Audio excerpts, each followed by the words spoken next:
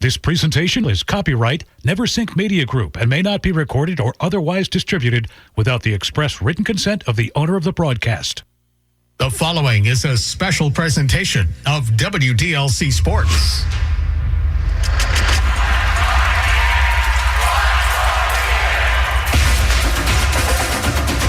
WDLC Country, in cooperation with the Port Jervis High School Athletic Department, is proud to present Raiders football. Let's go to the 50-yard line. Here's Kevin Halpenny and Tom Faggione with the play-by-play. Let's try it again, shall we? Happy Saturday. It is time for Raiders football here on WDLC. Good afternoon from Gwinnett Field on the campus of the Port Jervis Middle School in Port Jervis, New York, where today the Port Jervis Raiders host the Beacon Bulldogs. This is a Class B Division I League game here on Country 95.3 and 107.7, and it's presented by ADAC, the Alcohol and Drug Awareness Council of Orange County. Alongside Tom Faggione and Ethan McElroy, I'm Kevin Halpenny. The wizard himself, Gavin Burt, is in our WDLC studios. We're graced by his presence. He oversees all of our operations in the studio every football Friday and Saturday, but today he's steering the ship back there. Thank you for joining us for the countdown to kickoff. It is 76 degrees outside. Weather.com says it feels like 76. Anybody in a Raider uniform or on the bleachers would tell you it feels more like 96. It is very humid. 81% humidity on the field right now, and that's because there are thunderstorms in the forecast. They're not expected till after 5 p.m., but as you kind of get used to, if you have a really muggy, hot day, you could expect storms later in the day. A hazy mix of sun and clouds above Gwinnett Field. Winds during the game from the east to the northeast, 4 miles an hour. It seems relatively calm at the moment here at Gwinnett Field. The flags on the uprights are still. It's going to be a big game for Kathy Schindler. She's the athletic trainer here for the Port Jervis City School District and the high school. And hydration and efforts to avoid cramping are going to be a big part of today's game. And Kathy does quite a bit to take care of this football team and the coaching staff.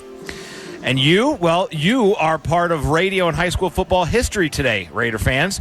This will be the first ever meeting on the gridiron between Port Jervis and Beacon, two age-old railroad towns. It's a pretty neat way to kick off the 2023 Class B Division I league schedule for the Raiders. Now, Beacon is not just new to Gwinnett and the Port Jervis schedule. They're still relatively new to Section 9. They joined just 2 seasons ago after decades competing in Section 1. The Bulldogs started out in Class A. They are now part of the same big school division of Class B that Port Jervis expects to win. The Bulldogs fell to Red Hook 28-19 in their Week 0 game. Your Raiders are feeling pretty comfortable and confident playing the second of 3 straight at home to open the season and fresh off a 48-18 win over Monticello last Friday night. Today's broadcast is made possible thanks to the Alcohol and Drug Awareness Council of Orange County, as well as this very stout group of local businesses and organizations. They include Great Parker Funeral Home, who continues to help out with the parking situation while the middle school, soon-to-be ASK Elementary School, is under construction. We also want to give a big shout-out to the double nickels from days gone by, Attorney Matthew D. Witherow, Dr. Sarah Little and Little Pediatrics, Bob Masters and Masters Pest Control, everybody down at Bucky's Taxi, Bobby Gramling, a friend of the program. Also thanks to attorneys David Bavoso and Glenn Plotsky, the great family business Neversink Lumber, Brace Landscaping, now offering paving and all kinds of great stuff we'll talk about later on. They're the fourth quarter sponsor. Milford Chrysler, Dodge, Jeep, and Ram brings you the Port Jervis football and broadcast schedule that exists at WDLC.com. And our newest sponsor of our radio broadcast this fall, M&T Bank.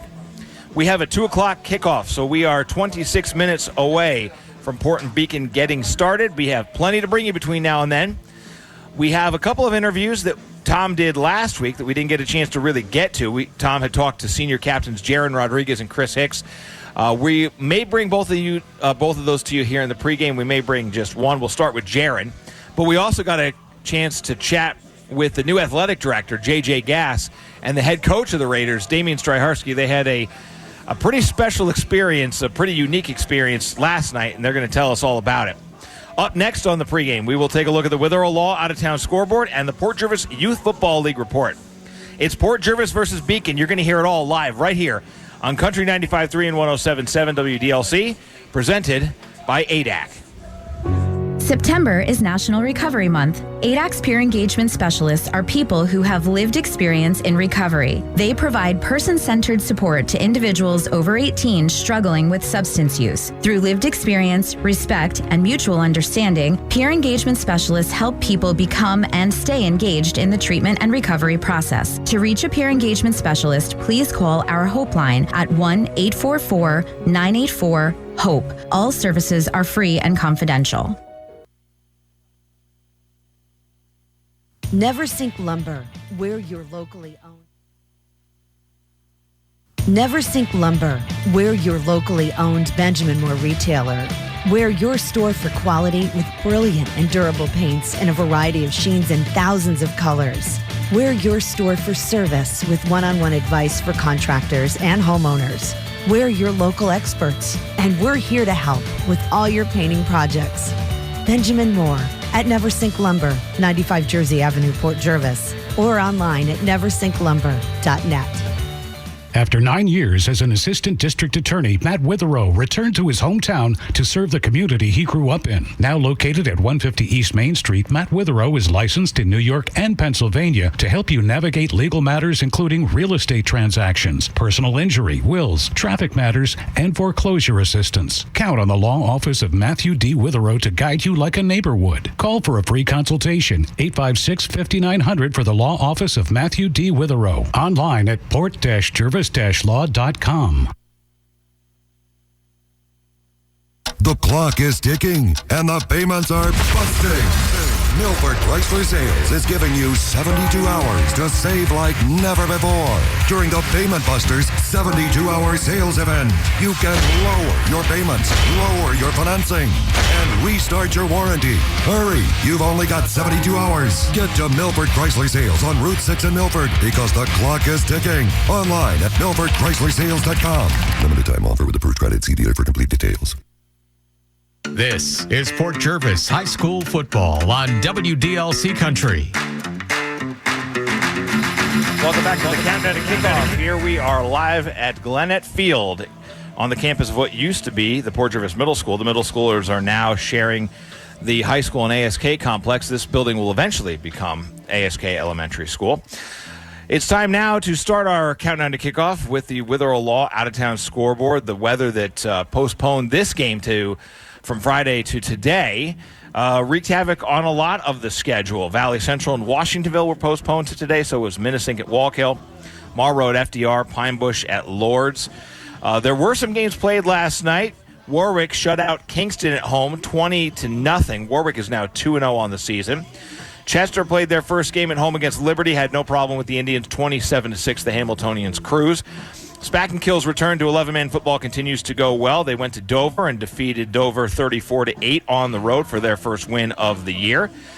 In the Philadelphia suburbs, Delaware Valley was on the road last night, and they got hammered pretty good, 37-6 by Downingtown East, a perennial Class 5A Pennsylvania state contender. Delaware Valley is off to an 0-3 start for a third straight season. But if you're a Warrior fan, and we are here on the Port Jervis High School football broadcast on WDLC, we like the Warriors, our brothers on the other side of the river. They have battled back from those previous two 0-3 starts to win district titles. So the Warriors are certainly not throwing in the towel. They've got a big game coming up next week, a rivalry game against Wallenpaw Pact.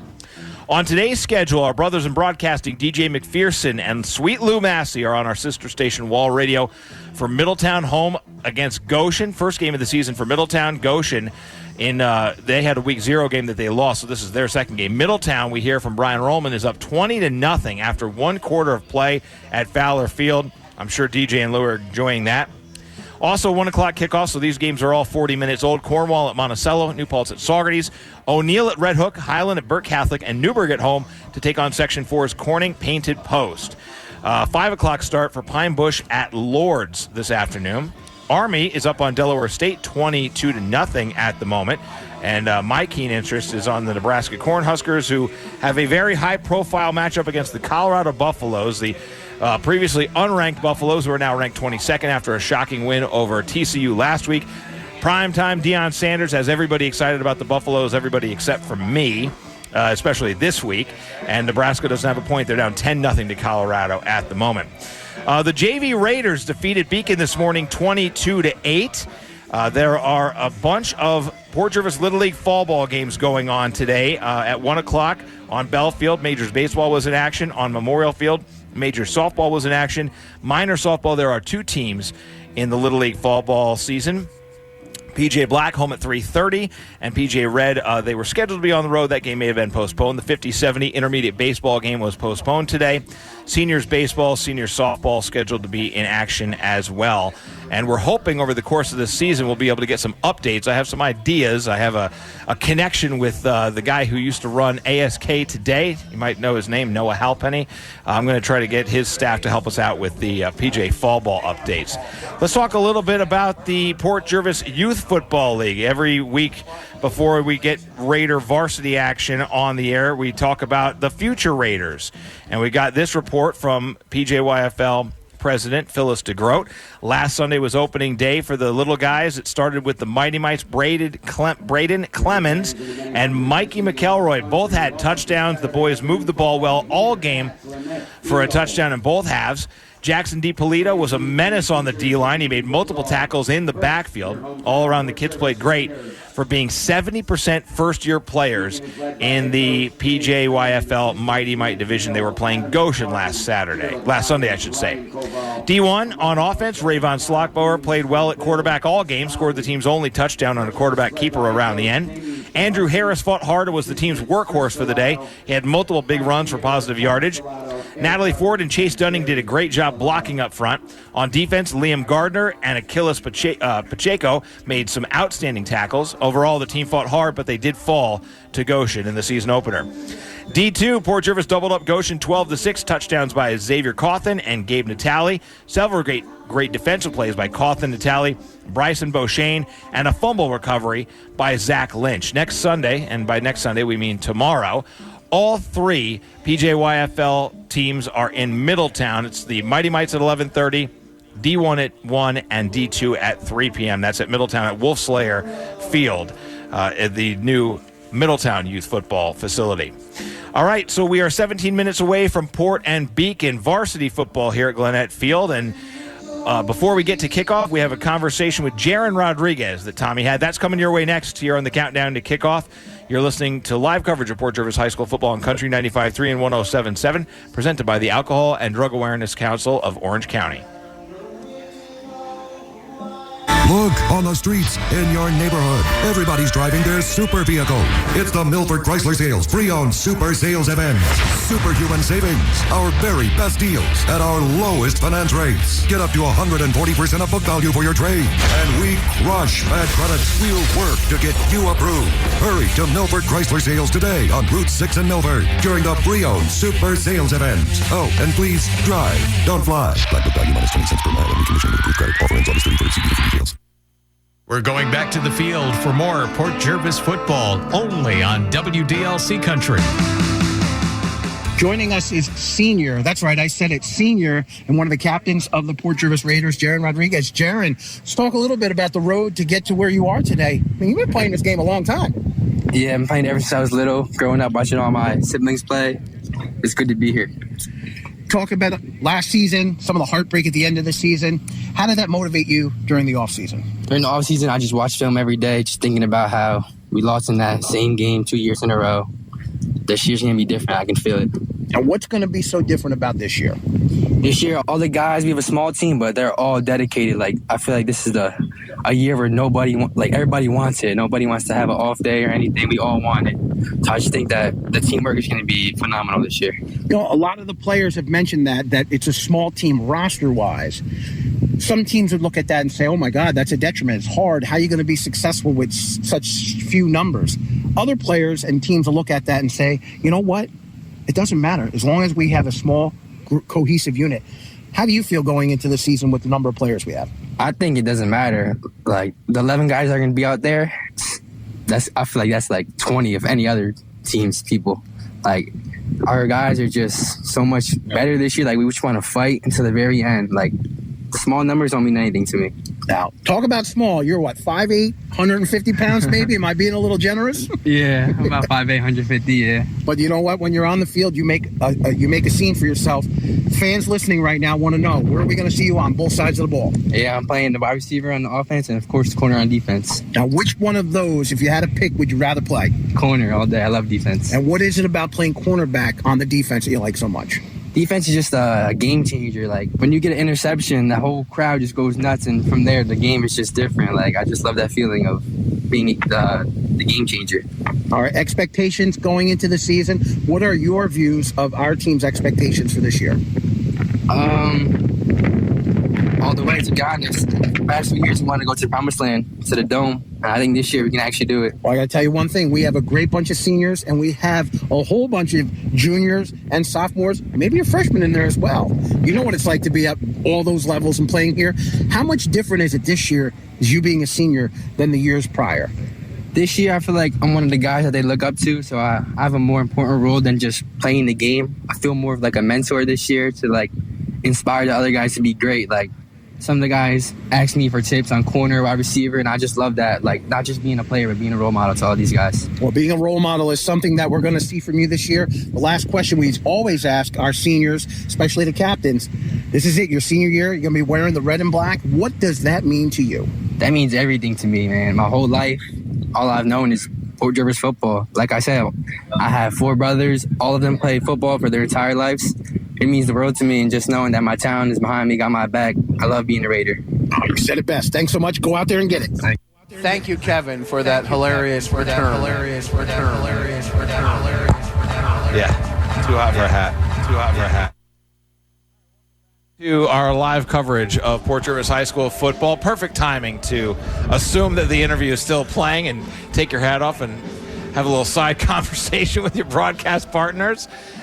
So we're still feeling the effects of week 0 and the Lightning last week. Speaking of the Lightning, we have a very interesting conversation coming your way next. We talked to Damian Stryharski, the head coach of the Raiders, and the new athletic director, J.J. Gass, a special coaches conversation coming your way next year. We are 13 minutes away from kickoff. Port Jervis versus Beacon, and it's coming your way live on Country 95.3 and 107.7 WDLC. It's all presented by the Alcohol and Drug Awareness Council of Orange County. Who are you going to believe? The business who paid for this ad or the customers who paid for their product? Because this is what people say about Masters Pest Control.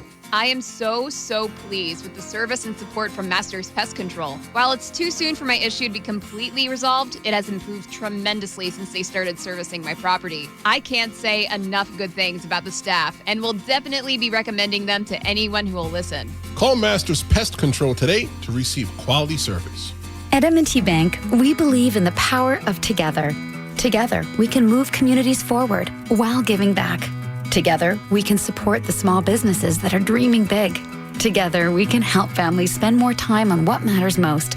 And together, we can achieve more than ever before. Learn more about M&T's commitment to the people, businesses, and community organizations we serve at mtb.com/togetherwecan or stop by any local M&T Bank branch. Member FDIC. Uh-oh, is it an allergy or a cold? There's only one way to know for sure. Port Jervis native Dr. Sarah Little of Little Pediatrics is here to help your child get back outside playing in no time. Parents need a pediatrician they know and trust. Little Pediatrics is open Monday through Saturday. To schedule an appointment, call 845-672-3995. Little Pediatrics, Orchard Street, Port Jervis. Don't forget to like Little Pediatrics on Facebook, too. The Alcohol and Drug Awareness Council of Orange County is a nonprofit organization dedicated to addressing the use of alcohol and other drugs by providing prevention education at schools and in the community. ADAC offers support services for individuals and families experiencing the negative effects of substance use. Substance use disorder knows no barriers. It could impact anyone, but it can be prevented through community support, education, and communication. If you or someone you know needs help, please reach out. Learn more by visiting adacinfo.com. Planning a service is a difficult time. Gray Parker Funeral Home will help make this difficult time a special one with a range of services to help fit your needs and every opportunity to make the moment one to remember. Gray Parker Funeral Home is a family-owned and operated business serving our community since 1924, located at 100 East Main Street, Port Jervis. For more information, go to grayparkerfuneralhome.com or call 845-856-5191. Gray Parker Funeral Home is a proud supporter of the Soapbox Derby and would like to wish all the drivers good luck. It's Raiders football right here on WDLC Country. So we have a very special coaches conversation today, talking to head coach Damian Stryharski, new athletic director JJ Gass, about a non-sports experience you guys had. This game was supposed to be played last night. It was postponed to today because of lightning, and nobody had a closer experience with the lightning than you guys did. Coach, tell me a little bit about what happened. Yeah, as the game was delayed, we had the kids inside the locker room. JJ and I went outside just to discuss what was going to happen, how much longer, what the refs were thinking, etc. And that's why we have these lightning delays. All of a sudden, man, there was a crack, and it was close. It didn't hit us directly, but JJ can tell you in a second, my ears were ringing. I definitely felt something. JJ, what was it like? What did you feel? Just like Damian said, we were talking about, whether we were going to play the game or not. Loud boom, the loudest thunder I think we had all night, and followed by lightning, and I was holding an umbrella, and I believe what happened was, because I was holding the umbrella, a shock came through my fingers, and it was just tingly, like up through my body, to my ears, to my head, and then the top of the umbrella was right above Damian's head, and he got his ears ringing. So I believe that's because the metal of the umbrella was right above his head versus my hands. We laugh about it now, but it was scary. We threw the umbrella and ran right back into the locker room. And these guys have the nerve to play Thunderstruck on the PA before the game, give you guys like flashbacks. So you guys have both been involved in sports for a long time, so you've seen plenty of elements. Have you ever seen anything like that, JJ? No, most of the time it passes through real quick and you can get the game in. We only worry about the thunder and lightning, not really the rain, but that lasted a solid 2 hours and it was raining buckets. It was crazy. The storms these last 2 nights have been pretty incredible. Damian, how many times have you recounted the story now? I mean, it's less, what are we talking about 16 hours old now? How many times have you told it? Too many. But, just yesterday going, throughout school and the whole day, just JJ and I were talking, just constantly watching the radar every 5 minutes. And we really thought we had a window of opportunity to come out here and play. So we discussed it. We said, let's try to push for it. But just the way it came through and kind of just hovered on us, unfortunately we didn't get a chance. But, today's another day. Guys, thanks for giving us your time and your perspective on that. Hopefully that is the first and last time we experience anything like that this year. Thank you. Thank you. Thank you. Thank you. Thank you. Head coach Damian Stryharski, new athletic director JJ Gass joining us on the countdown to kickoff to tell us how they almost got hit by lightning last night during the absolutely insane weather here at Glenette Field that ultimately forced this game to be postponed to today. We haven't had a lot of Saturday afternoon games at Glenette Field, but we're having one today, and it's Port Jervis versus Beacon. We're going to send it back to the studio for a quick commercial break. When we get back, Tom Faggione and Ethan McElroy will join me for the Bavoso and Plotsky keys to the game. Don't go anywhere. Raider coverage continues after this. 7 minutes to kickoff on Country 95.3 and 107.7 WDLC. It's all made possible by the Alcohol and Drug Awareness Council of Orange County. Hey, do you need a ride? Dial 845-856-3544 for Bucky's Taxi. They serve the entire tri-state area with local and long-distance taxi service. Now, whether you just need a ride to work or maybe your family needs a lift to the airport, Bucky's Taxi can get you where you need to go. Bucky's Taxi takes great pride in their transportation service. That's why they keep their cars clean and their drivers safe. The next time you need to be somewhere, call Bucky's Taxi, 845-856-3544. You got some projects planned for your house? Oh, yeah. You got time to do them? Yeah. You need to call Brace Landscaping. They do all kinds of landscaping and property maintenance, masonry work, fence installs, and more. This winter, they'll be offering snow removal, too. Don't put off those projects. Just hire a pro. Call Brace Landscaping, 845-253-4440. Find them on Facebook at Brace Landscaping. Hi, everyone. This is David Bavoso from Bavoso & Plotsky, your neighborhood law firm. We're excited to see you back and ready for another great season. Bavoso and Plotsky continues to be here, ready to support the community and to assist with the legal needs of those that call this community home. Ranging from real estate to criminal law, family law to wills, trusts, and estates, we have the experience and the know-how to help you. If you should ever need us, please don't hesitate to call or email. Thank you and enjoy the game. For more information on Bavoso and Plotsky, go to PortServiceLawyers.com. September is National Recovery Month. ADAC's Justice-Involved Peer provides support to individuals experiencing negative legal consequences due to their substance use. The Justice-Involved Peer will help navigate the justice system and support recovery at the same time. They help with establishing recovery support in the community, job readiness skills, and healthy coping skills. The Justice-Involved Peer works with individuals one-on-one and in weekly support groups. For more information, visit adacinfo.com. WDLC Port Jervis. You're listening to Port Jervis football only on WDLC Country. Welcome back to the countdown to kickoff, where we are 4 minutes away from Port Jervis and Beacon getting started. It looks like teams are lining up on the sidelines in front of us, so we are just about ready for the captains to go to the middle of the field for the coin toss. Ethan McElroy and Tom Faggione are going to be joining me now. We're going to start with some shout-outs. First and foremost, I wanted to send a shout-out to my nephew, Colton Eckert. Yesterday was his 14th birthday. Man, the time is just flying. Colton's playing football on the offensive and defensive line for the Delaware Valley Middle School's 8th grade team. Looking forward to him keeping that going and maybe getting a chance to call him, call some Delaware Valley games when he gets to high school. Also want to give a shout-out to the Dunning kids. I just saw Chase, and you heard about him in the D1 PJYFL game, and his older sister Shelby, who goes to school with my son Noah. Good to see the Dunnings out here supporting the Raiders. Tommy, what do you got going on down there? Listen, man, everyone's listening near and far. I got a text message from my niece, Molly Koenig. She's a freshman at the University of Hartford. Text me a picture of her in the dorm room. Got the app up, listening to us there. So some people might be watching Nebraska, Colorado. She's got her head in the right spot, listening to the Raiders. E, what's going on, man? How you doing? I'm doing good.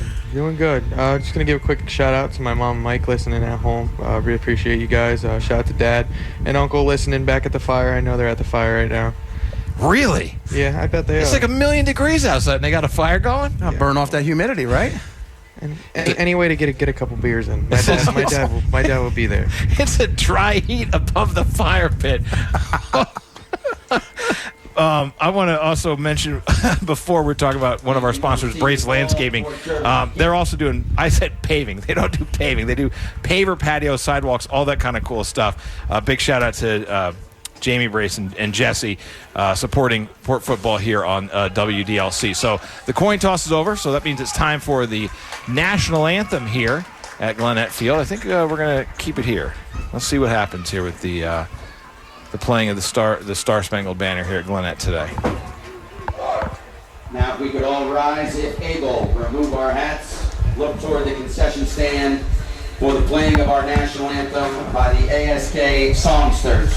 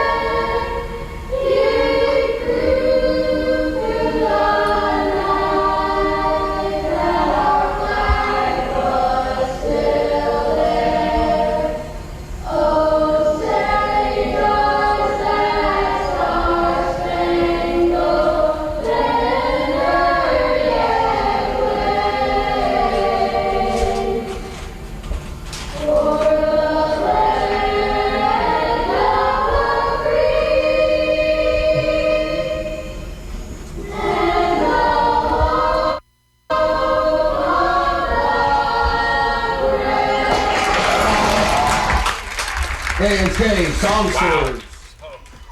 So that was the 7th graders who will be here for homecoming.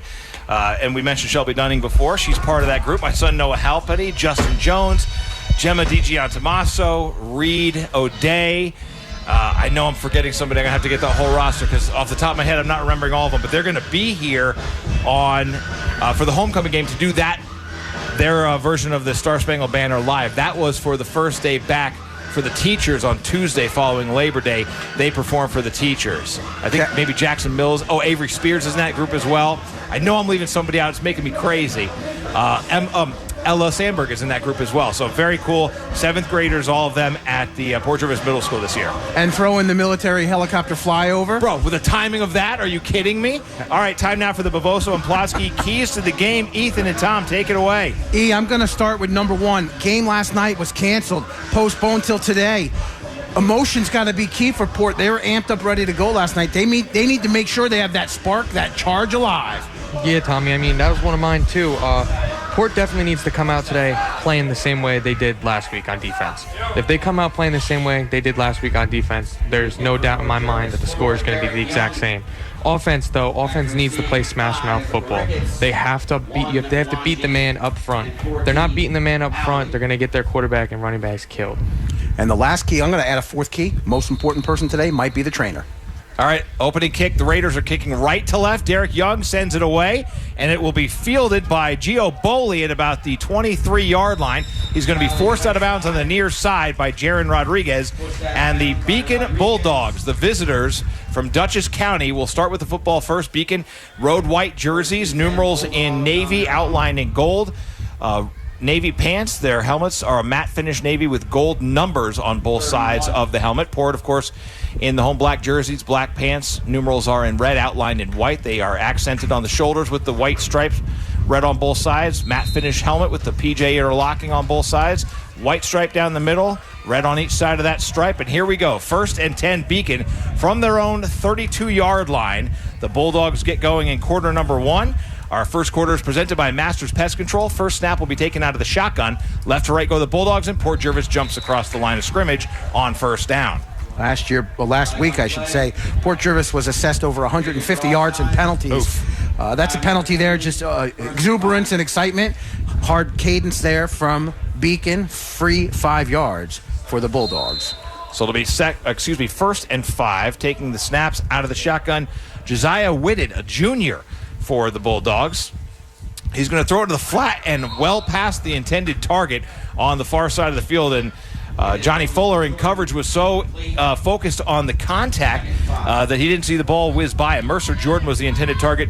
Tommy, we were talking before about Johnny's parents, John and Holly, and what they did here at the field. World class. They were here yesterday setting up in the end zone the senior banners. So all the senior Raiders are pictured on the end zone near the concession stand. So John and Holly were out here just before the raindrops and lightning, setting them up, and they did a good job because they're standing strong here today as well. All right, so it is going to be a 2nd down and 5 to go for Beacon as the teams and the officials sorting through the looking situation. Across the field, here? Looks like they're setting the chains up. The chain marker needs to be set for 2nd down, so they're running through that. Here's something else. You look across the field. Kevin, great job describing the uniforms. One of the biggest things that Port Jervis will notice, there are 9 extra players on the sidelines for Beacon. That's it.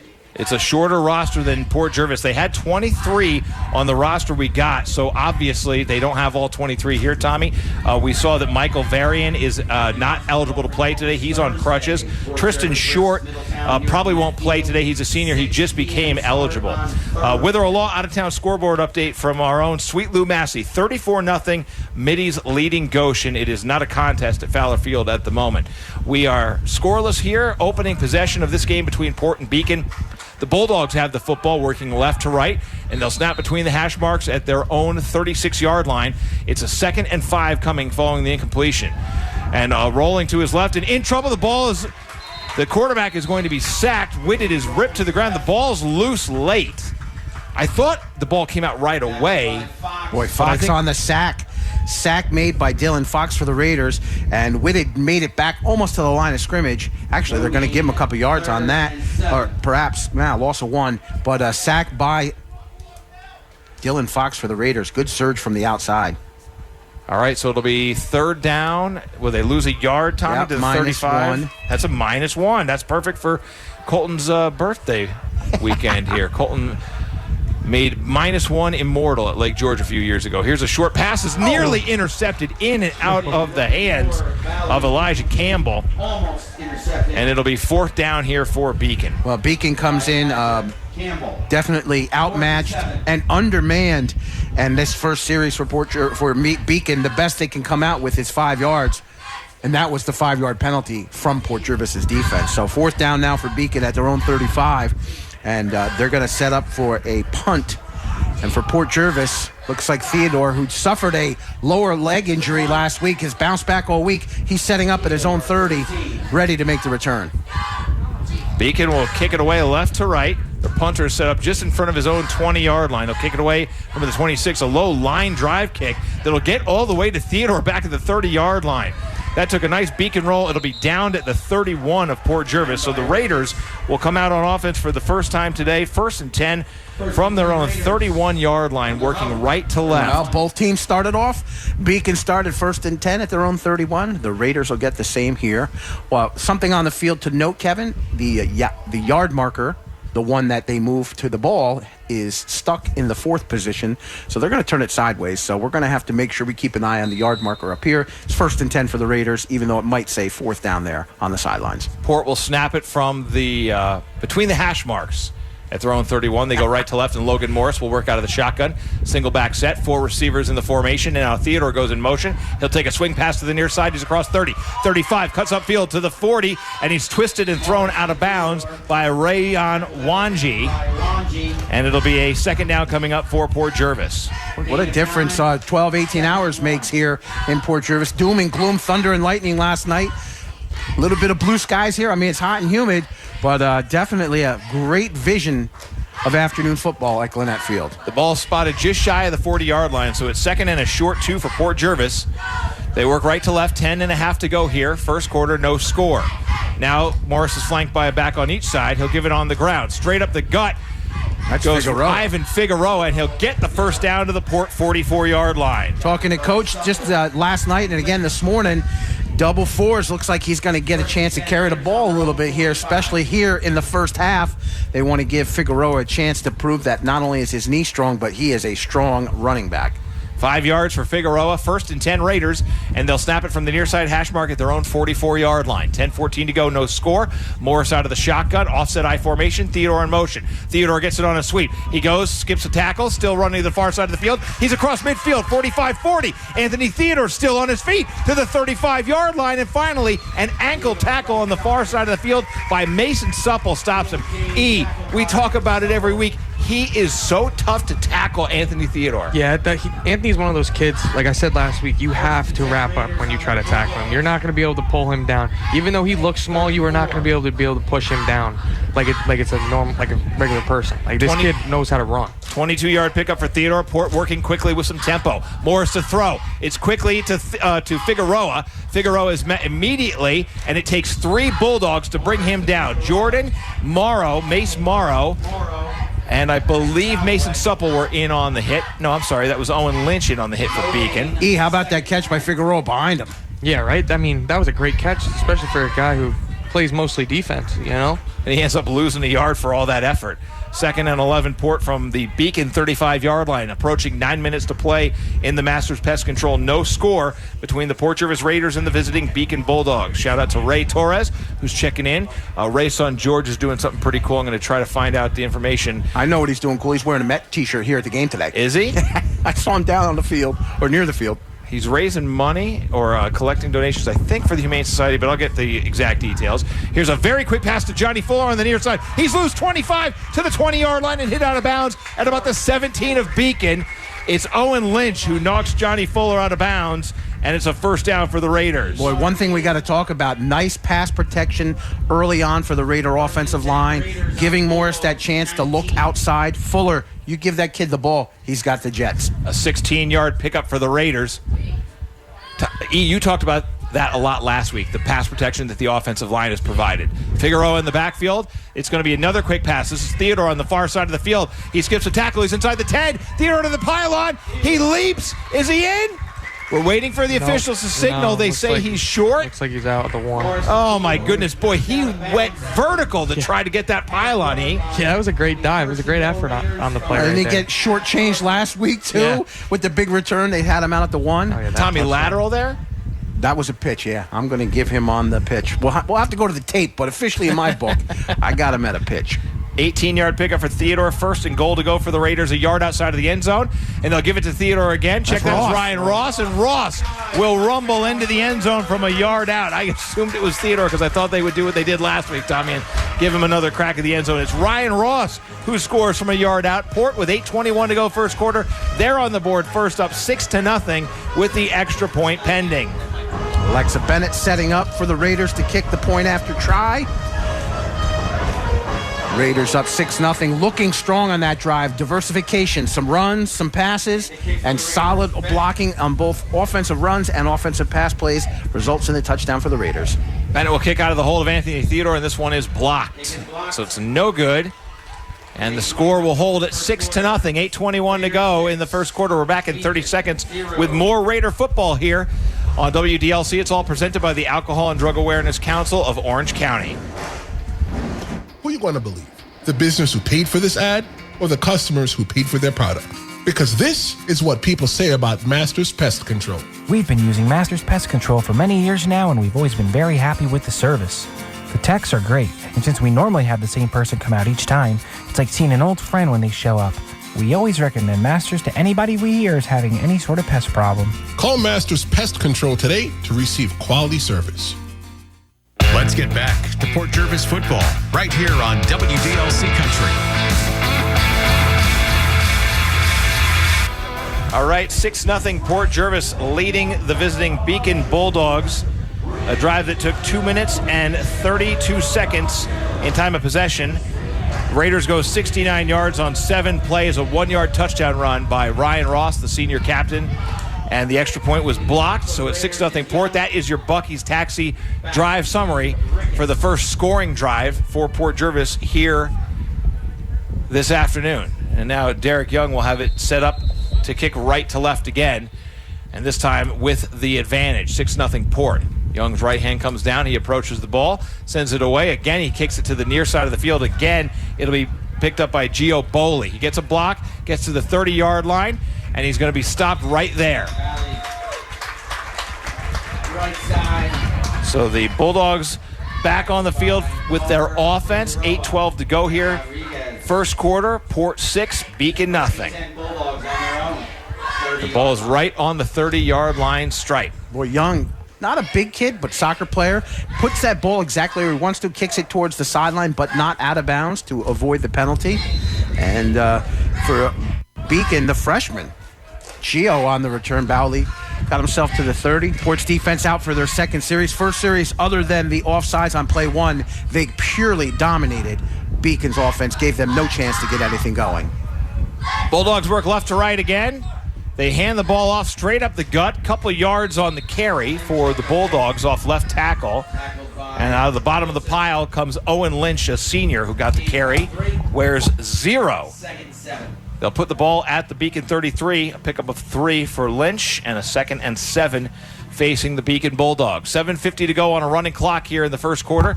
Port Jervis 6, Beacon nothing on a humid, balmy day here at Glenette Field.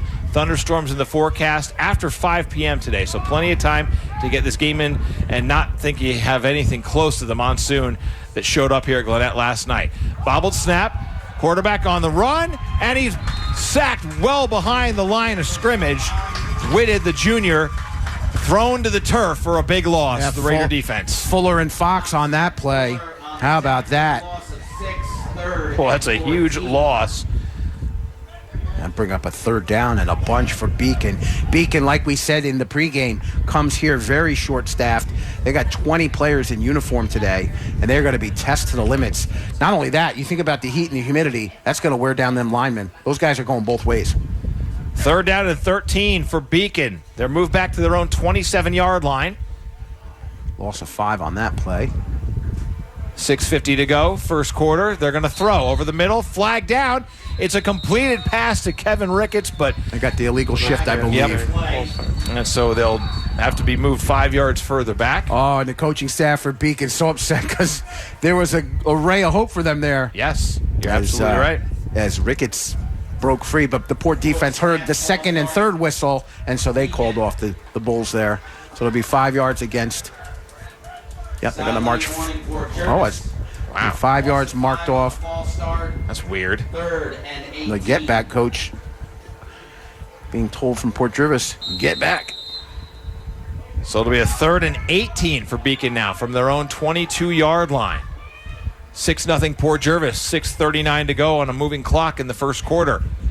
And again, Whitted will take the snap out of the shotgun. Pass over the middle. Intercepted. Ivan Figueroa's got it. He puts the rock under his right arm, gets inside the 10 and inside the 5-yard line. Go ahead, E. That was with one hand. That was one hand. I bet he probably didn't even see that ball. It just appeared into his hands. On the Bulldog 8-yard line. Wow, you talk about that. Almost a 19-yard return by Figueroa. Talked to him before the game. I said, you're going to touch that ball a little bit? He says, oh, yeah, you watch. Figueroa's interception sets the Raiders up with a 1st and goal to go.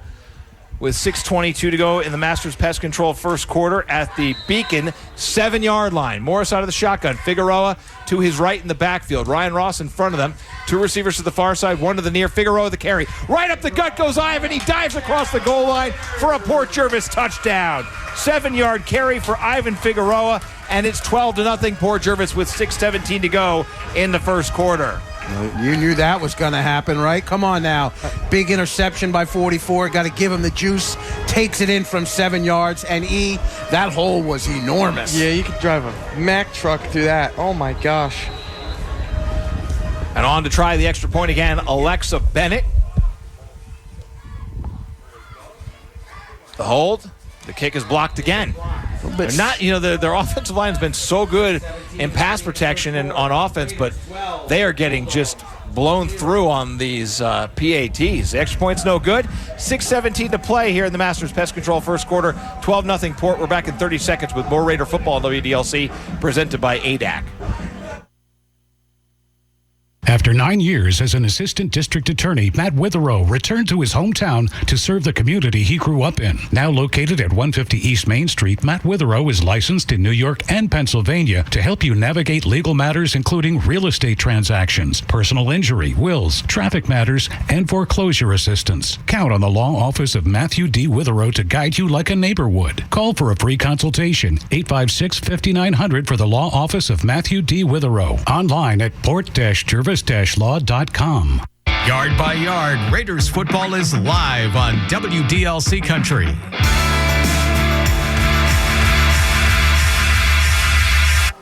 Kev, help me out here. 6:17 to go, first quarter, 12-0 Port Jervis. What do you need? I need help. Give me the drive summary, my friend. Come on. The Buc-ee's taxi drive summary? Buc-ee's drive summary. 1 play, 7 yards, 5 seconds. Damn. Ivan Figueroa, a 7-yard touchdown run that was set up by an Ivan Figueroa interception. Math only all three of us can do together.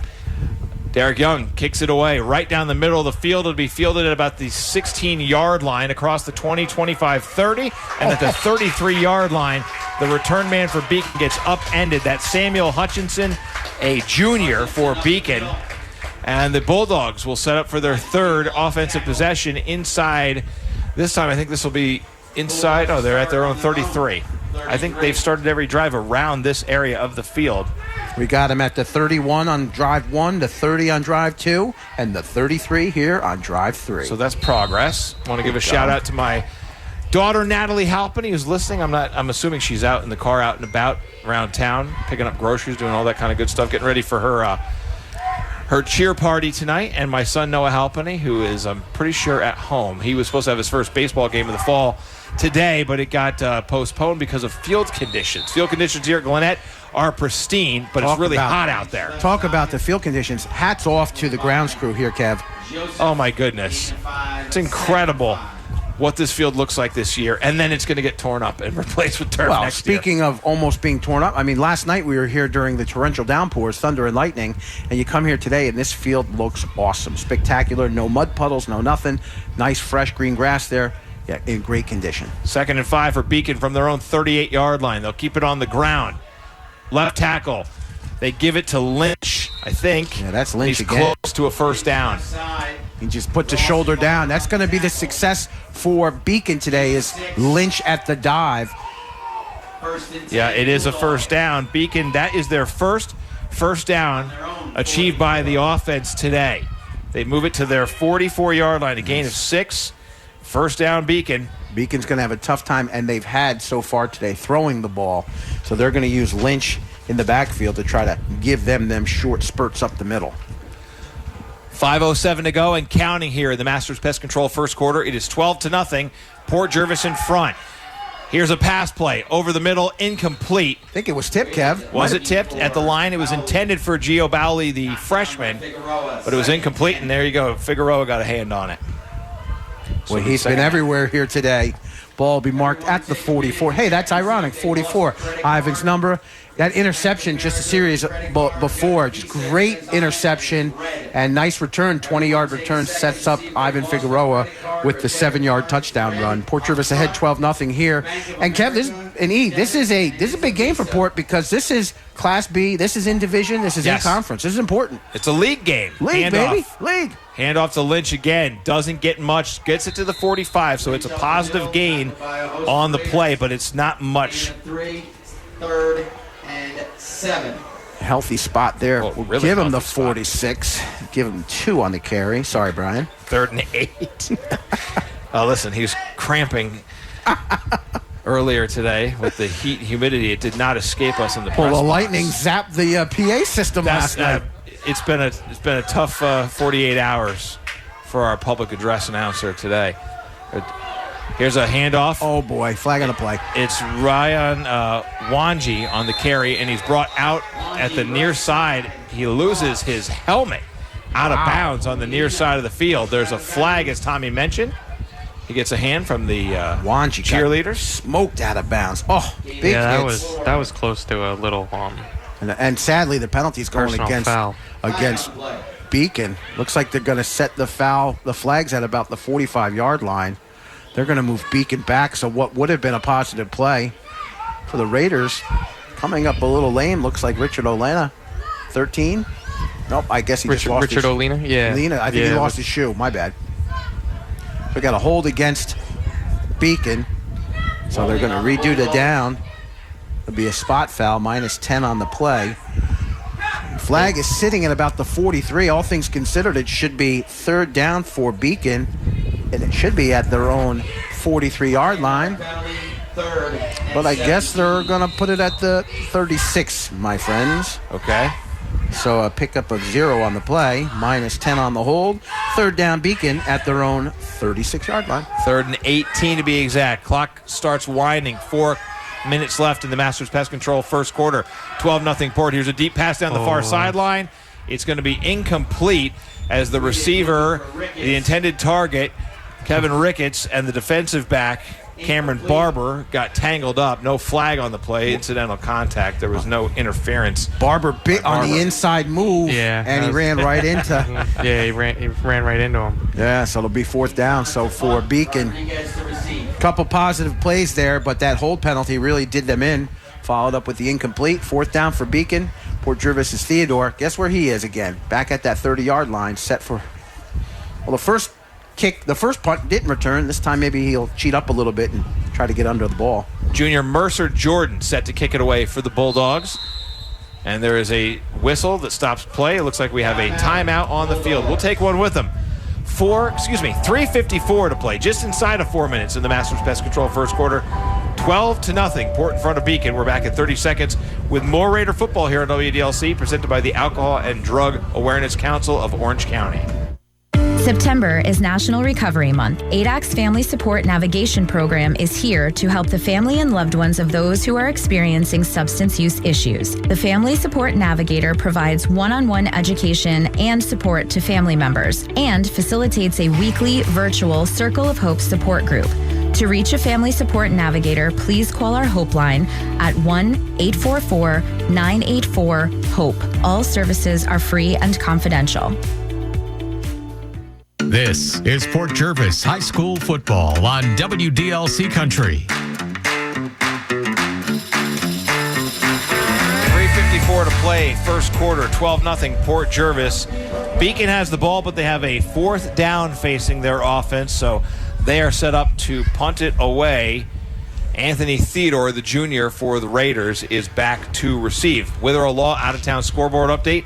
Middletown's extended their lead over Goshen to 34-0.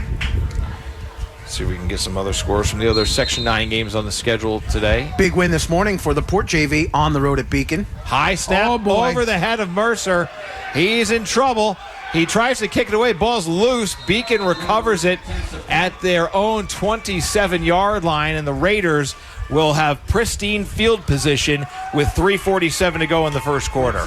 The Raiders on that play, they weren't even rushing. They didn't even have a rush to start. It just went right over his head. He had time to get that kickoff, but it was just, he had a swarm of Raiders in front of his face. Oh, boy, for Jordan, he had no chance on that high snap. That's Mercer Jordan, the punter for Beacon. And that's got to be the most helpless feeling on the football field, where you see that ball coming at you and you know it's sailing over your head. He was lucky to get some fingertips on it. And he even got a kickoff, but the Port defense was on it. 1st and 10, Port Jervis. And, boy, they are in striking distance here. I want to give a shout-out to Grandma and Grandpa Kay. They are listening to their grandson, Ryan Ross, and the Raiders while they're working under the 55 pickup in Oregon. Thank you guys for tuning in. First down, Raiders. Pump fake by Morris. Deep over the middle as a man wide open. Jaron Rodriguez. Touchdown, Raiders. What a shoulder fake by Logan Morris. What a ball. That was a beautiful pass. He didn't even move to throw that ball, and he just threw it like 40 yards. He didn't even move. You saw him perfectly planted. Great throw. Here's the other thing you want to talk about. How about Morris with the poise? He felt that heat coming on his right side. Saw the two rushers coming in, but he hung in there and he sailed that ball. And that pump fake made the sell. And Rodriguez couldn't have that ball come to him quick enough because he knew he was in the green end zone. He was in the perfect spot, too. That ball went right to him. 3:39 here remaining. Port Jervis will set up. Looks like they're going to go for two here, guys. I think that's a good call. Ross in the backfield with Morris. Jaron was wide open on that play. Raiders trying to go for two. They'll give it to Ross. Straight up the middle goes Ryan Ross and into the end zone to convert a two-point try to make it 20-0 Port Jervis with 3:39 to play here in the Masters Pest Control first quarter. Why don't we keep it here in the booth, kind of collect ourselves. The last two Raider drives have been one-play scoring drives. Looking at the Buc-ee's Taxi drive summary, this one was one play for 27 yards, 8 seconds in time of possession, so 3 seconds slower than the last one. The last one set up by the Ivan Figueroa interception. This one set up on a bad snap on a Beacon punt attempt, allowed the Raider defense to get in there and force Beacon to fall on it deep in their own territory. Apropos for the Buc-ee's Taxi drive summary, when you get in a taxi, you don't want to stop 1,000 times, right? No. And the drive is one play.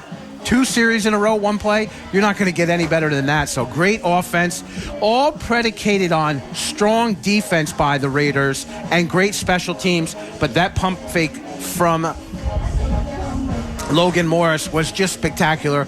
Rodriguez's only fear was, oh my God, please, I better not drop this ball, because he was in the end zone. Happy fans here still arriving at Gwinnett Field. Turning out to be a nice enough day to be here, albeit a bit warm and humid. We got a little yellow jacket here, and I don't mean an Eldred yellow jacket in the press box. Might have to tend to that there, Kevin. Keep an eye on me if I get stung. All right. Derek Young will kick it away for the Raiders, right to left. And he kicks to the near side again. This time it's Kevin Ricketts who's set to pick it up at the 25-yard line. He's out across 30, 35, 40. He's across midfield, and he's in a foot race that it looks like he's going to win. 20, 15, 10, 5, touchdown, Beacon. A 79-yard kickoff return for Kevin Ricketts, the senior. And Beacon's on the board, 20-6 with the extra point pending. Well, we saw this last week with Port Jervis and Monticello. The special teams on the opening kickoff, unable to stop Monticello. This time Ricketts takes the ball. Kev, I got him at the 25. I'm going to give him 75 yard. It doesn't matter, right? Yeah, it doesn't matter. It's still 6 in the end zone for Beacon. And I tell you what, that's what Beacon needed right there. They needed a little bit of hope to say that they're still in this game. Port Jervis shaking their heads a little bit. Clearly a mental breakdown on that return. Owen Lynch will handle the kicking duties for the Bulldogs today. It'll be out of the hold of the quarterback, Josiah Whitted. 3:27 to play first quarter. Beacon's on the board. The extra point is no good.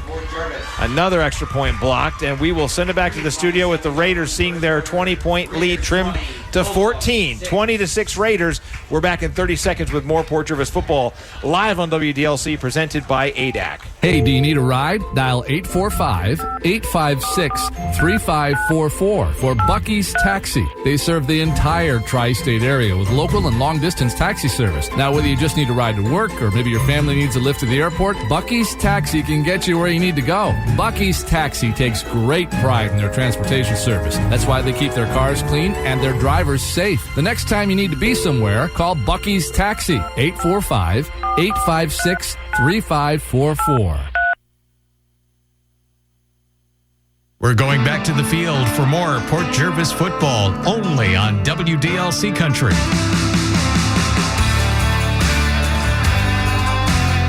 Welcome back to WDLC's live coverage of Port Jervis High School football. Beacon is on the board on the strength of a 75-yard kickoff return for a touchdown by senior Kevin Ricketts.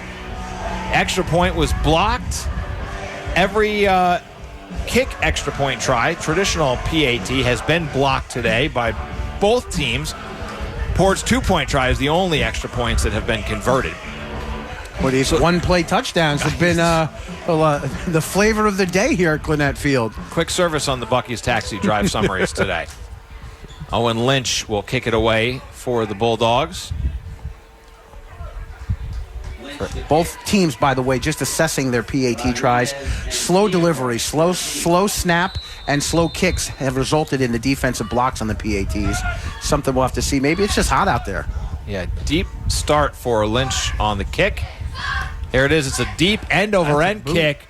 Wow, Theodore picks it up at the 9-yard line. He's out across the 20. Middle of the field, 25, and he's brought down at the 28-yard line. Owen Lynch gave himself about 10 yards to wind up, and he absolutely drilled the kickoff. And the Raiders will have by far their worst starting field position of the afternoon. You know, in the pregame, Lynch was warming up kicking, and he didn't have his jersey or his shoulder pads on. He had just a T-shirt on with no sleeves. I'm like, oh, there's one of the big linemen trying to kick the ball. You know, we all want to do that as a lineman, you know, be a kicker out there. But sure enough, he put the 0 on, the jersey, and that kid's got a leg. 20-6, Port Jervis in front of Beacon. 3:20 to go here, first quarter. Raiders on offense again, working right to left, just inside their own 30-yard line. Morris will stay out of the shotgun. Go ahead, Tommy. Giving them the 28, Kev. Ryan Ross in the backfield. Figueroa and Johnny Fuller split out to the near side. 2 receivers on the far side. Handoff Ross. Ross goes right up the middle, bowls over a couple of defenders, and has the first down to the Port 40-yard line. Talking about the heat and humidity out there, Ross with a great run on the sidelines right now, getting some ice on the back of his shoulders is Anthony Theodore. This kid plays at 100%, 100 miles an hour, and they're icing up his lower back and behind his head, so we'll have to keep an eye on that to see if perhaps he is overheated right now. First down Raiders at their own 39-yard line. A gain of 11. Handoff, Ross again, and again he goes right up the gut, and again a helmet comes loose. He's brought down to the 45-yard line, the second Beacon Bulldog to lose a helmet. This is Owen Lynch. It's a gain of about 6 for Ross. Second down and 4 coming up for the Raiders. This is the first time since their first possession, guys, that Port has snapped it more than once before they got into the end zone. You know, couple things that Port Jervis is doing there. That's a north and south run after another north and south run. And a team like Beacon who just back that kick, that's what Port wants to do. Grind them up at the line of scrimmage. You got those bulls in the backfield. You just keep smashing that football upfield. Second down from the 45. Morris to throw. Pumps. Now rolls to his right. Looking. He's flushed out. He looks to try to do something with it. He's going to take it himself. He's to the stick. I believe he got the first down. If he didn't, he's very close. He gets it just short of the 50-yard line. I got to tell you one thing. The poise and smarts of Morris and quarterback showing themselves right there. Yeah, that presence he has in the pocket is just, it's beautiful to see. And he doesn't even have to look to his right to see that he has someone coming off his right. It's amazing. They'll snap from the far side of the field. Sorry, Tommy. That's go ahead. all right. For a big kid, he moves pretty good, too. He's not going to break any land speed records in the 40-yard dash, but he was smart enough to get to that stick. Yeah, I was going to say, I would like to see Port open up a lot more with him this year, like running the ball, doing some more run-pass options. I feel like he's one of those quarterbacks that you can do that with. He can lower his shoulder. Well, he said he was going to do that more this year when you talked to him, Tommy, before the season started. First down, Raiders from the far side hash mark. Another pump fake. Another deep pass to the near sideline. This is to Fuller, and it's incomplete. Rayon Wanji in coverage for the Bulldogs. I don't know if it was if the pass never had a chance or if Fuller stopped. I think Fuller. I think he just didn't have the right angle on it. I think that was a beautifully thrown ball. I just don't think he had the right angle. I'll tell you, we were impressed with how Logan played last year, stepping in for the all-time passing leader, Brett Fuller.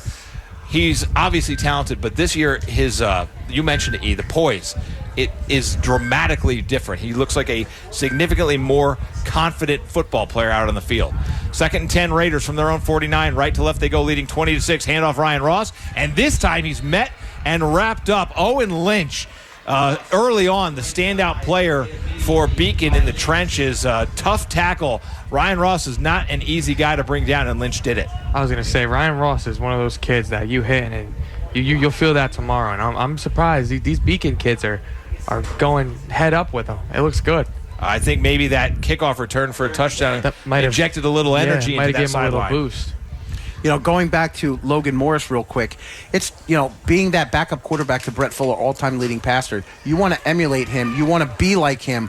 But Morris is a different quarterback, and we're seeing that here today. He's a different quarterback than Brett, and that's great because Morris needs to be himself. He's going to throw again. He rolls to his left. He throws a bullet. Caught by Rodriguez inside the 30. He's on the sideline. 10. He's at the 5, and he's in for a touchdown. First of all, incredible pass by Logan Morris to Jaron Rodriguez. Great catch. And then the little crisscross with Fuller and Rodriguez to give Rodriguez the near sideline to get into the end zone. Little shake and bake action right there. That was a beautiful offensive play from start to finish. And tying up the comment about the all-time leading quarterback passer in Brett Fuller, Brett would have thrown that ball vertical, 40 yards downfield on a bullet. That pass by Morris was a quintessential Morris pass. Little sidearm pass, got it right into Rodriguez's hands and said, you know what? I know number 2 will know how to get in for 6. It was beautifully thrown, too. I mean, he had a defender right next to him, and to fit that in, especially coming up, rolling left, it's very hard to do. And I was mentioning to you guys, Logan's been playing varsity for 4 years now. Dylan Fox will take the snap on the 2-point try. He's going to keep it himself, straight up the middle. And a flag will bring this play back. I think there might have been a shift. Yep, we're going to have procedure. Raiders going into the bag of tricks to bring in Dylan Fox to take the snap on the 2-point try. Fox, a sophomore, 5'9", 140. Got himself a sip of coffee last year on the varsity. Yes, he played in the Section 9 championship game. Did he get snaps in the Pleasantville game, Absolutely, too? For sure. Yeah. And he's an emerging talent. Boy, he's had some big hits on the D, a couple sacks. Yep. And he likes to mix it up on offense. He likes to throw the ball, and he's a strong runner as well. Elijah Campbell, Jaron Rodriguez to the far side, Fuller, Figueroa to the near side. Fox will take the snap again out of the shotgun, and again he'll keep it himself. This time he goes to the left, follows his blockers, and into the end zone for a 2-point conversion. Dylan Fox gets 2 points on the board, and it's 28-6, Port Jervis. We're back in 30 seconds with more Raider football here on WDLC, presented by ADAC. Bulldogs. Neversink Lumber. We're your locally owned Benjamin Moore retailer. We're your store for quality with brilliant and durable paints in a variety of sheens and thousands of colors. We're your store for service with one-on-one advice for contractors and homeowners. We're your local experts, and we're here to help with all your painting projects. Benjamin Moore at Neversink Lumber, 95 Jersey Avenue, Port Jervis, or online at neversinklumber.net. It's Raiders football right here on WDLC Country. Welcome back to WDLC's live coverage of Port Jervis High School football here on WDLC, presented by the Alcohol and Drug Awareness Council of Orange County.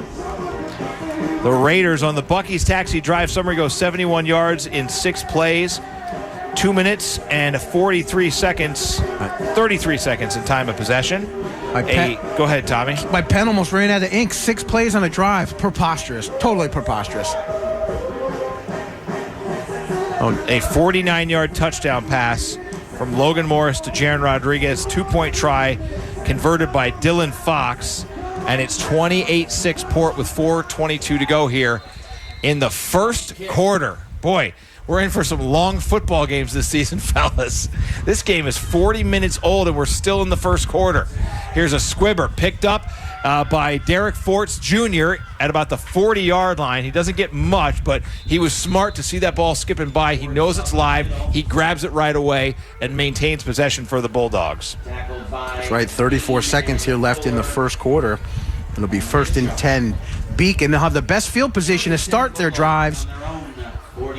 Unfortunately for them, offensively, we'll give them the 45. So, I know you mentioned your dad and your Uncle E before. Just got photographic confirmation that they're enjoying Port football today. Outstanding. And they're staying hydrated. First down for Beacon. 34 seconds left in the Masters Pest Control first quarter. They'll snap it from their own 45-yard line, going left to right, and they'll stay in the shotgun. Back to the immediate right of Whitted, and then a back right behind him in a pistol formation. There was motion on the near side, but it didn't get called. Owen Lynch gets the carry, and he doesn't get much. Dylan Fox was the first man to hit him. You watched the Chiefs game the other night? A little bit of it, yeah. Did you see what that right tackle was doing? Oh my! Every play. Every play starting early. The commentator he said he was like he's an extra slot. They called him an extra slot because he was about 4 yards off of the right guard and about 3 yards in the backfield. Did not make any sense. This should be the last play of the first quarter. It will be. Wanji rolling. He's in trouble. He throws. It's intercepted by Ivan Figueroa. He's got it at midfield. Now he goes to the far side of the field and gets brought back a few yards into Raider territory. Kevin Ricketts has it. 2 picks today for 44, Ivan Figueroa.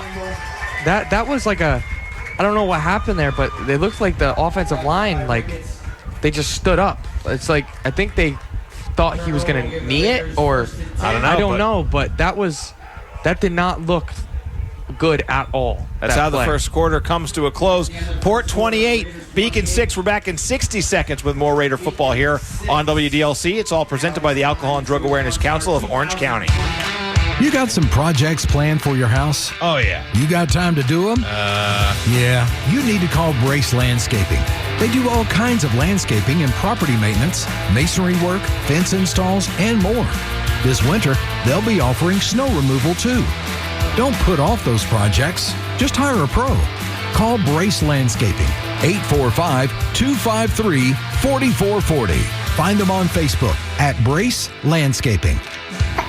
Uh-oh, is it an allergy or a cold? There's only one way to know for sure. Port Jervis native Dr. Sarah Little of Little Pediatrics is here to help your child get back outside playing in no time. Parents need a pediatrician they know and trust. Little Pediatrics is open Monday through Saturday. To schedule an appointment, call 845-672-3995. Little Pediatrics, Orchard Street, Port Jervis. Don't forget to like Little Pediatrics on Facebook, too. You're listening to Port Jervis football only on WDLC Country. The start of the second quarter, and it's going to be a handoff straight up the gut. Carol Dolshin into the game for the Raiders, and he gets a carry on first down. Doesn't get much, though. Little face mask at the end there. Dolshin, first carry of the afternoon for the Raiders. He had a monster game last week.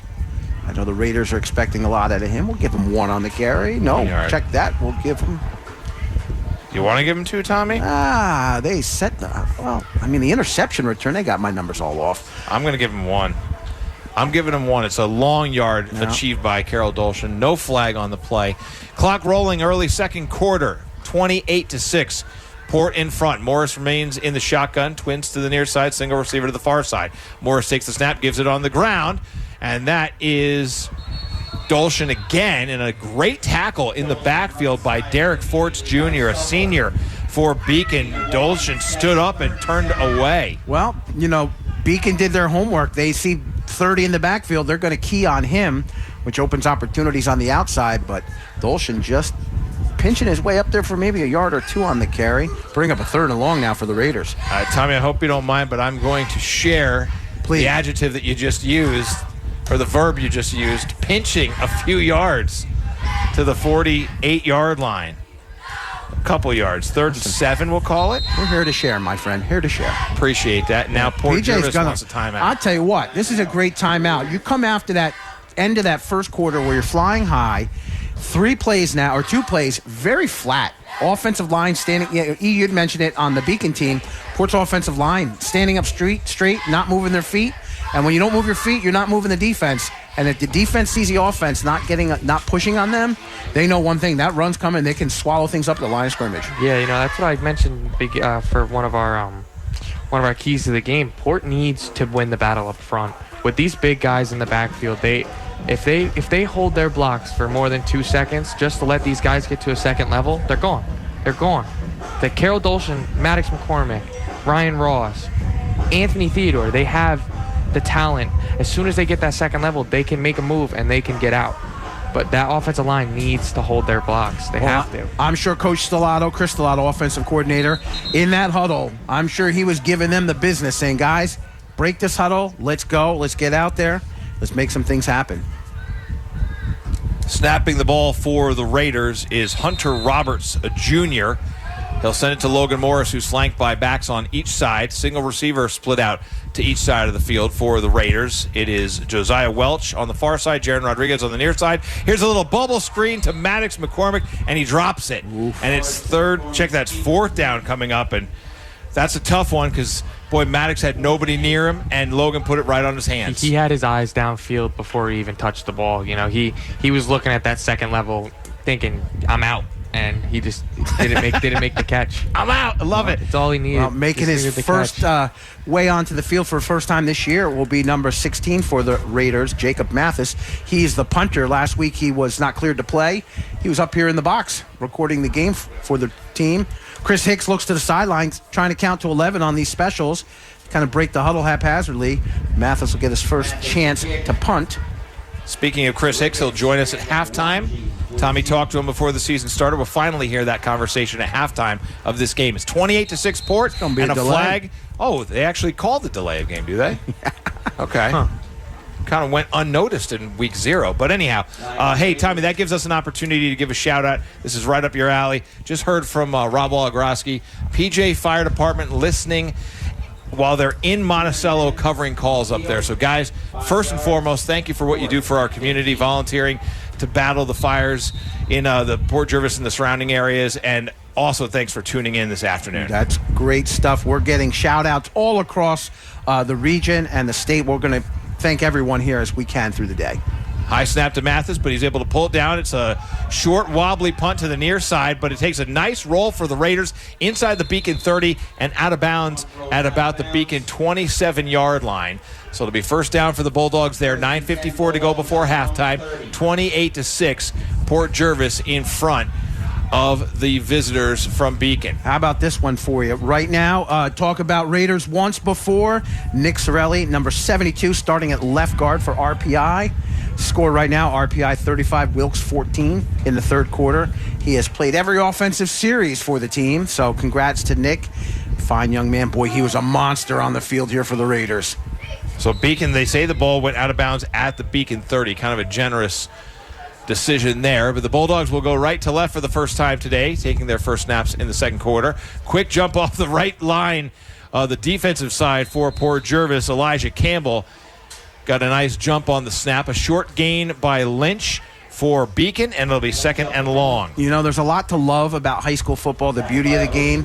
This is the part of the game where it might not be as glamorous as we like it to be. This might be where both teams are going to try to reestablish the line of scrimmage. For Beacon, they've had no luck in the air, and their go-to so far has been Lynch in the backfield. They'll continue to work out of the shotgun. Josiah Whitted, the junior quarterback, and here comes Campbell again. That one was nearly intercepted. I think he caught. Did he catch it? Did he catch it? But he's going to lose yards, so it's a net negative for the Bulldogs on the far side of the field. Freshman Boley for Beacon with a flare pass, and they let it, and he caught it. That's sad for him to do that. He's got to know his situation, but as a freshman, sometimes it's hard. He loses 4 on that play. That's a big net negative for the Bulldogs. It'll be 3rd and 11. They'll move to the far side hash mark. 8:43 to go. Clock rolling here in the second quarter. Port in front, 28-6. Whitted to throw again. Decent protection. Rolls right. Floats one out into the flat. It's caught, and it's got a first down for Beacon. And again, it's Boley, the freshman on the far side of the field, who reels it in and gets a Beacon first down. Redemption for the freshman. Boley swings out into the flats. Very lax coverage by the Raiders secondary there. You got to know where your positions are, know where that first down marker is. But for Boley and Beacon, 1st and 10 Bulldogs at their own 42. It's a 13-yard pickup. Yes, it is. Port Jervis way ahead now, 28-6. But the last thing you want to do is you want to let Beacon scratch their way back into this game. Shotgun snap, chest high, give it to Lynch on the ground, tries to work a little bit off left tackle. Dolshin is there to meet him. Ryan Ross was part of that tackle as well. Move that ball up to about the 43, just short of the 44. With our Law out-of-town scoreboard update, Goshen's on the board, but Middletown still up big. 48-12 Middies with 7:24 left in that game. That game started at 1 o'clock, and it's almost over. Our game started at 2, and we're barely into the second quarter here. 7:50 to go. Clock rolling, 2nd and 9.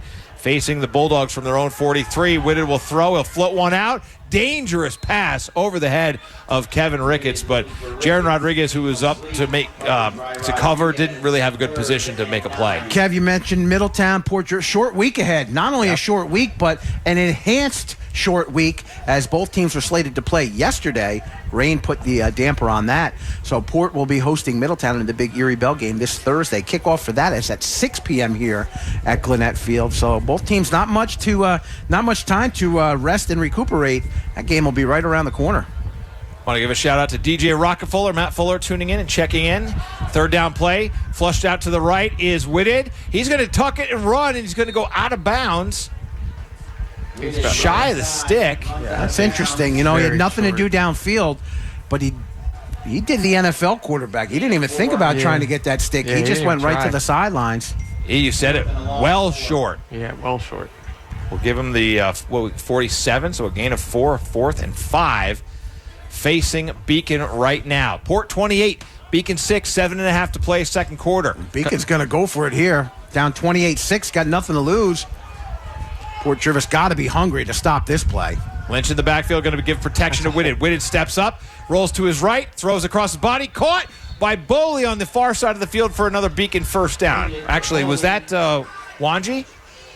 No, it was Boley, the freshman. He has been the go-to target for Beacon. A huge first down for the Bulldogs here. This will be the 8th play of the drive coming up for Beacon. A 4th down conversion for the visitors. Whistles on the play. Oh, wait a minute. They haven't moved the chains yet. I think there's a penalty against Beacon. Well, he saw it. He saw it immediately. I was just going to say that. There was a hold on that right side, and it was bad. I think the right tackle tackled. Well, wait a minute. They moved the Did he? chains, though. What's going on here, guys? Are they saying it's after the play? Are they calling a penalty against Beacon after the first down? Wow. Huh.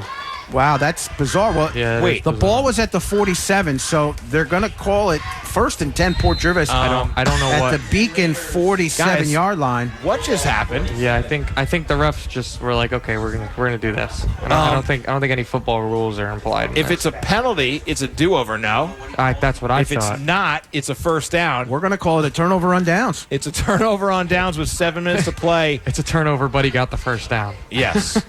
Hard to explain. Morris will take the snap.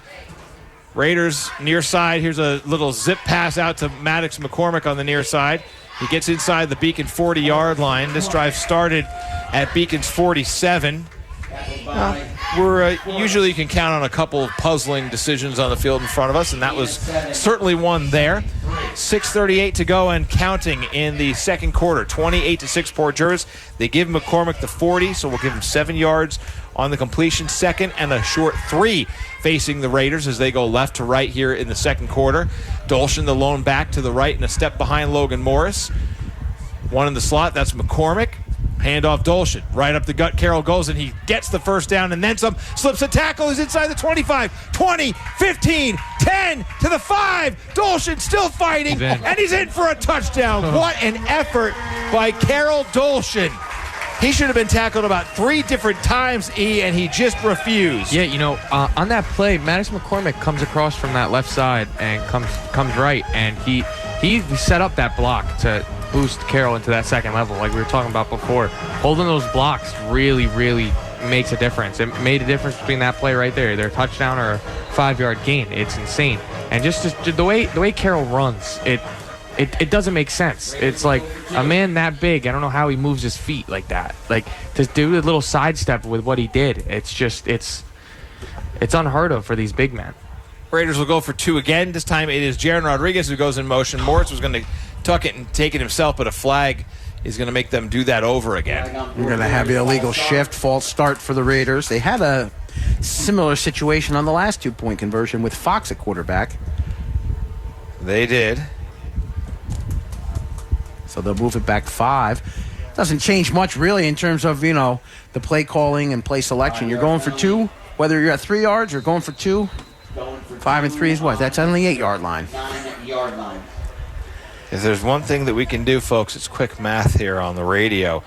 All right, so the Raiders will try for another 2-point try. This time they'll spread the receivers, 2 to the near side, 1 to the far side, and it'll be a quick pass over the middle, tipped and intercepted.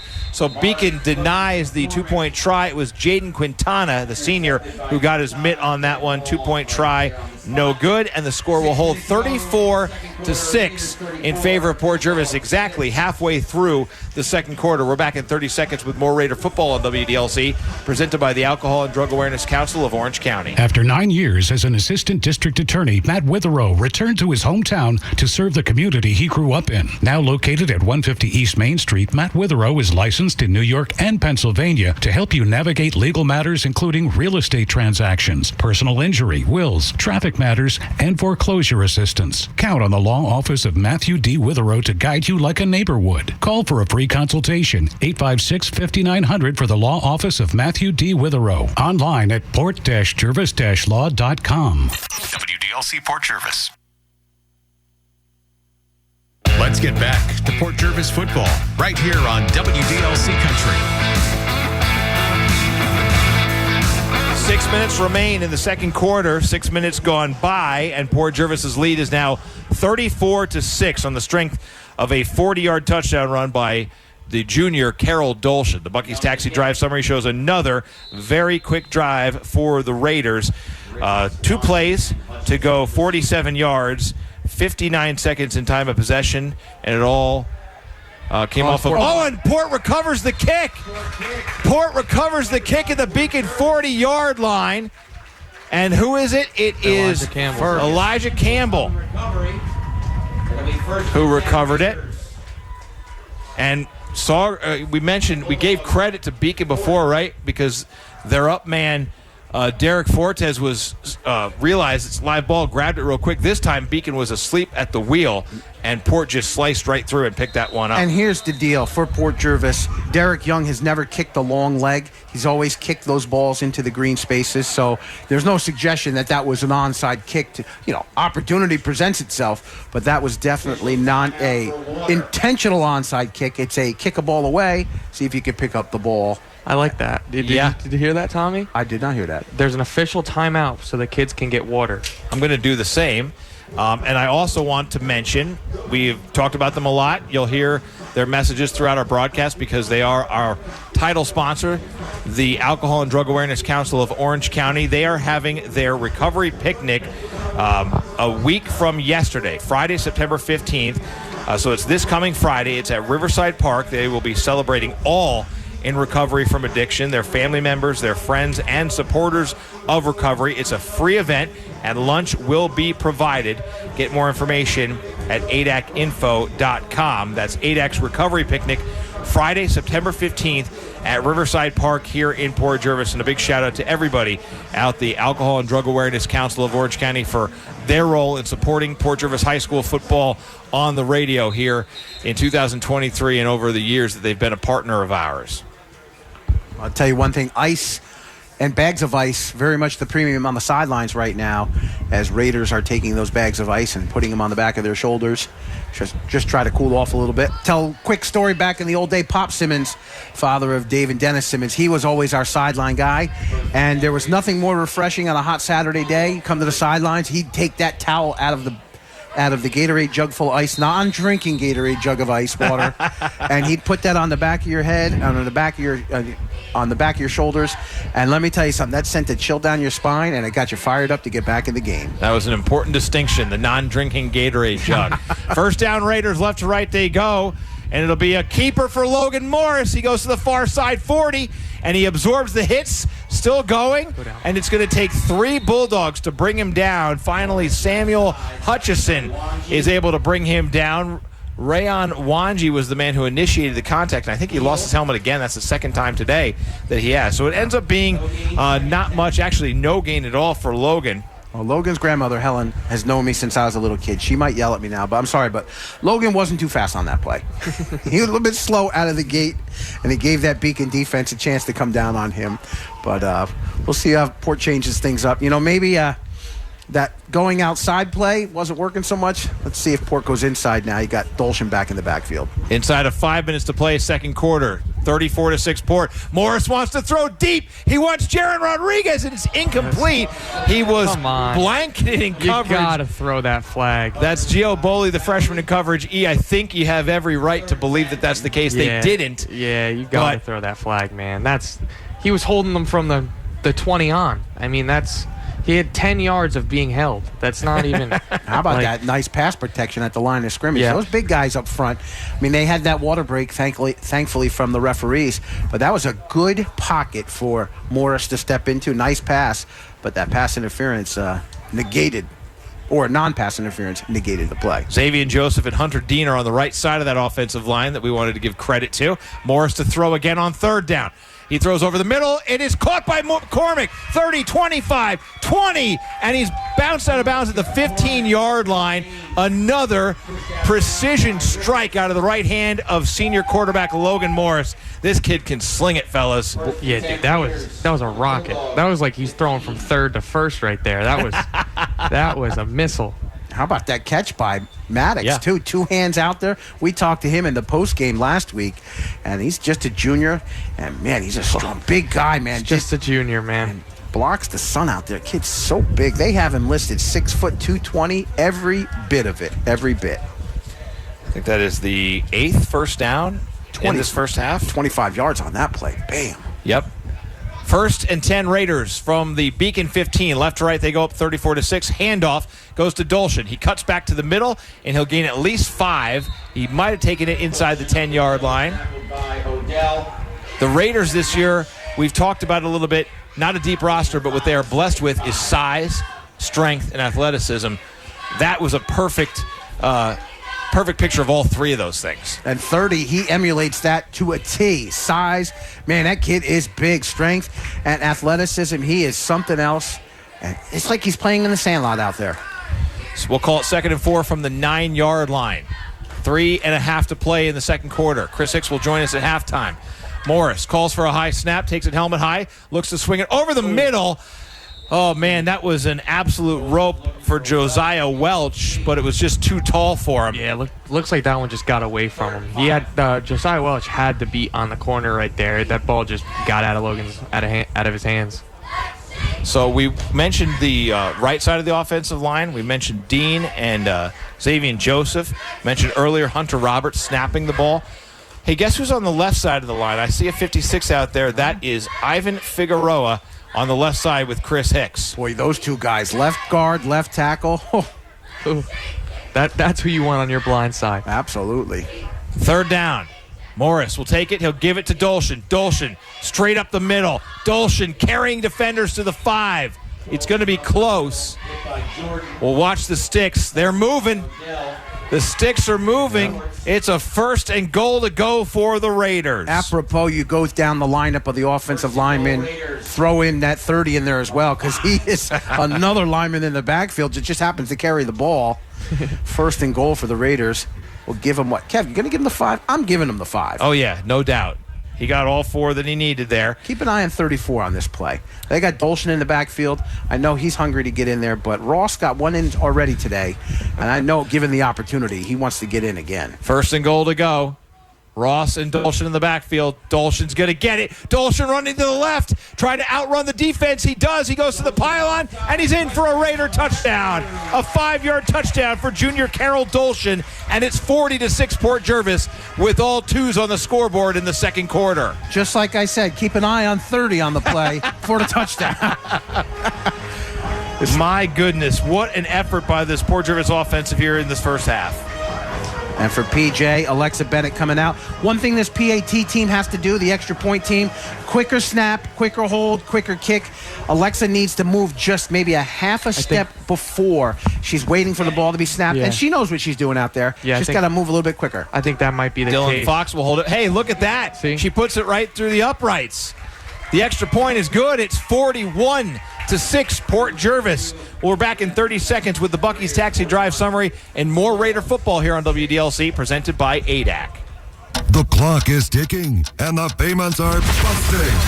Milford Chrysler Sales is giving you 72 hours to save like never before. During the Payment Busters 72-hour sales event, you can lower your payments, lower your financing, and restart your warranty. Hurry, you've only got 72 hours. Get to Milford Chrysler Sales on Route 6 in Milford because the clock is ticking. Online at milfordchryslersales.com. Limited time offer with approved credit. See dealer for complete details. Yard by yard, Raiders football is live on WDLC Country. It is 41-6 Port Jervis. Check out this Buc-ee's Taxi Drive summary. All those quick strike scores in the first quarter. 7 plays for the Raiders to go just 40 yards, and they choose 3 minutes and 38 seconds off the clock. A 5-yard touchdown run by junior Carol Dolshin. Alexa Bennett converts her first extra point kick of the season, and it is 41-6. That was her first, right? She didn't get any in the first game? Did she get any in the opener? Absolutely. All right, here's a squibber picked up at the 25-yard line across the 30, and brought down to the 35-yard line is the return man for Beacon. This will be a first down. That was Rand Wanji. So it'll be 1st and 10 Beacon at their own 35-yard line. Boy, 41-6, 2:15 here left in this first half. If you're Beacon, I mean, what are you thinking right now? You gotta bring everything together now. This is where you gotta go back to your basics, start running your traps, start running your dives, and just make it so Port has to play with you. You're like right now they're playing with Port, and it's not going good for them. So they need to just go down to the basics, strip their offense, and just play football. First down Beacon from their own 35-yard line. Man in motion is Jordan, and they will give it on the ground to Lynch, and he doesn't get anywhere. Runs into a brick wall of Raider defenders. Well, you're right. A little trap play by Beacon, but that Port defense, that inside line, just eating things up there. Coming up from the bottom is Hicks, number 50. This guy, both sides of the ball, complete domination at the line of scrimmage. It's gone final in Middletown. Witherell Law out-of-town scoreboard update. Just heard Brian Rollman announce it over the public address here. The Middies win their season opener 55-20 over Goshen. A blowout win over the Gladiators. Goshen's 0-2. Middletown is 1-0. Here is a pass play. No, it's going to be a quarterback keeper, and going out of bounds after a gain of a few is the quarterback, Josiah Whitted. Oh, it's the fan. It's the job site fan creating a little background noise. We can't get rid of it, though. This thing is the only thing keeping us cool on a very humid day here in Port Jervis. 1:25 to go before halftime, 41-6 Port. What do you got, Tommy? I dare say the best fan in Gwinnett Field. in the press box right now. I was going to say, there's a lot of people here in the bleachers that might take exception to that statement. 3rd down and about 7 to go for the Bulldogs. Whitted has some time, rolls right, looking downfield, throws a bullet in and out of the hands of the Raider defender, Johnny Fuller, and it's 4th down. Stunt play by the Port defensive line. And a little inside-out move on the defense. Nashawn Campbell, number 62 for the Raiders, he made an inside go. And Whitted then rolled outside. You're right, that ball, Whitted threw it right at the feet. Johnny Fuller bring up a 4th down. If you're Beacon, you got to go for it here. I mean, punting the ball away just gives Port an opportunity to get the offense back out there. 1 minute, 18 seconds left here in the first half. Not that timeouts matter. Beacon's used 1 timeout, Port Jervis as well. But for Beacon, forget about timeouts. It's about moving the ball upfield. They would really love to get a first down here. Coming up on a minute to play before halftime. Whitted's going to throw on 4th down. Completes it to Lynch. Lynch to the 45 and has the first down. Another gutsy 4th down play call by the visitors from Beacon. Converted. Whitted sucks in the defense and then just throws a little bubble screen to Lynch, who catches it one-handed and is able to get the first down across the 45. There is a Raider down on the field right now. So we have an injury timeout on the field. Try to see who this is. That looks like Ivan Figueroa. Yep. And that's not good because we know that Ivan suffered a bad injury last season, and that's not somebody you want to see get hurt. We saw Theodore get hurt last week. Luckily, came back 100% this week. And now you have Ivan Figueroa down on the field right now. We have 1 minute and 3 seconds to play before halftime.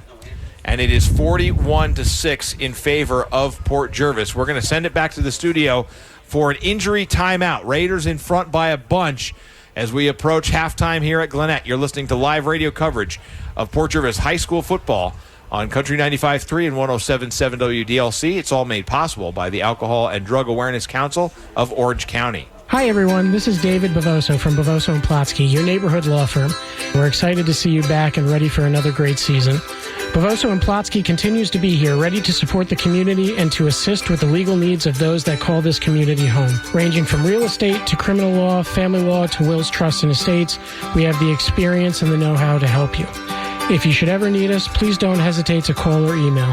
Thank you and enjoy the game. For more information on Bavoso & Plotsky, go to portjervislawyers.com. At M&T Bank, we believe in the power of together. Together, we can move communities forward while giving back. Together, we can support the small businesses that are dreaming big.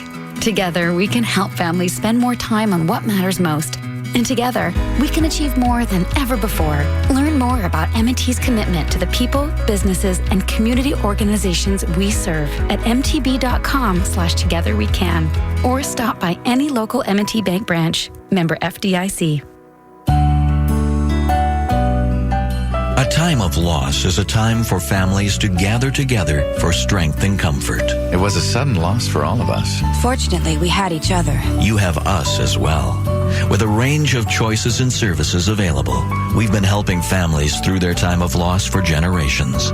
Gray Parker Funeral Home. Our family serving yours since 1924.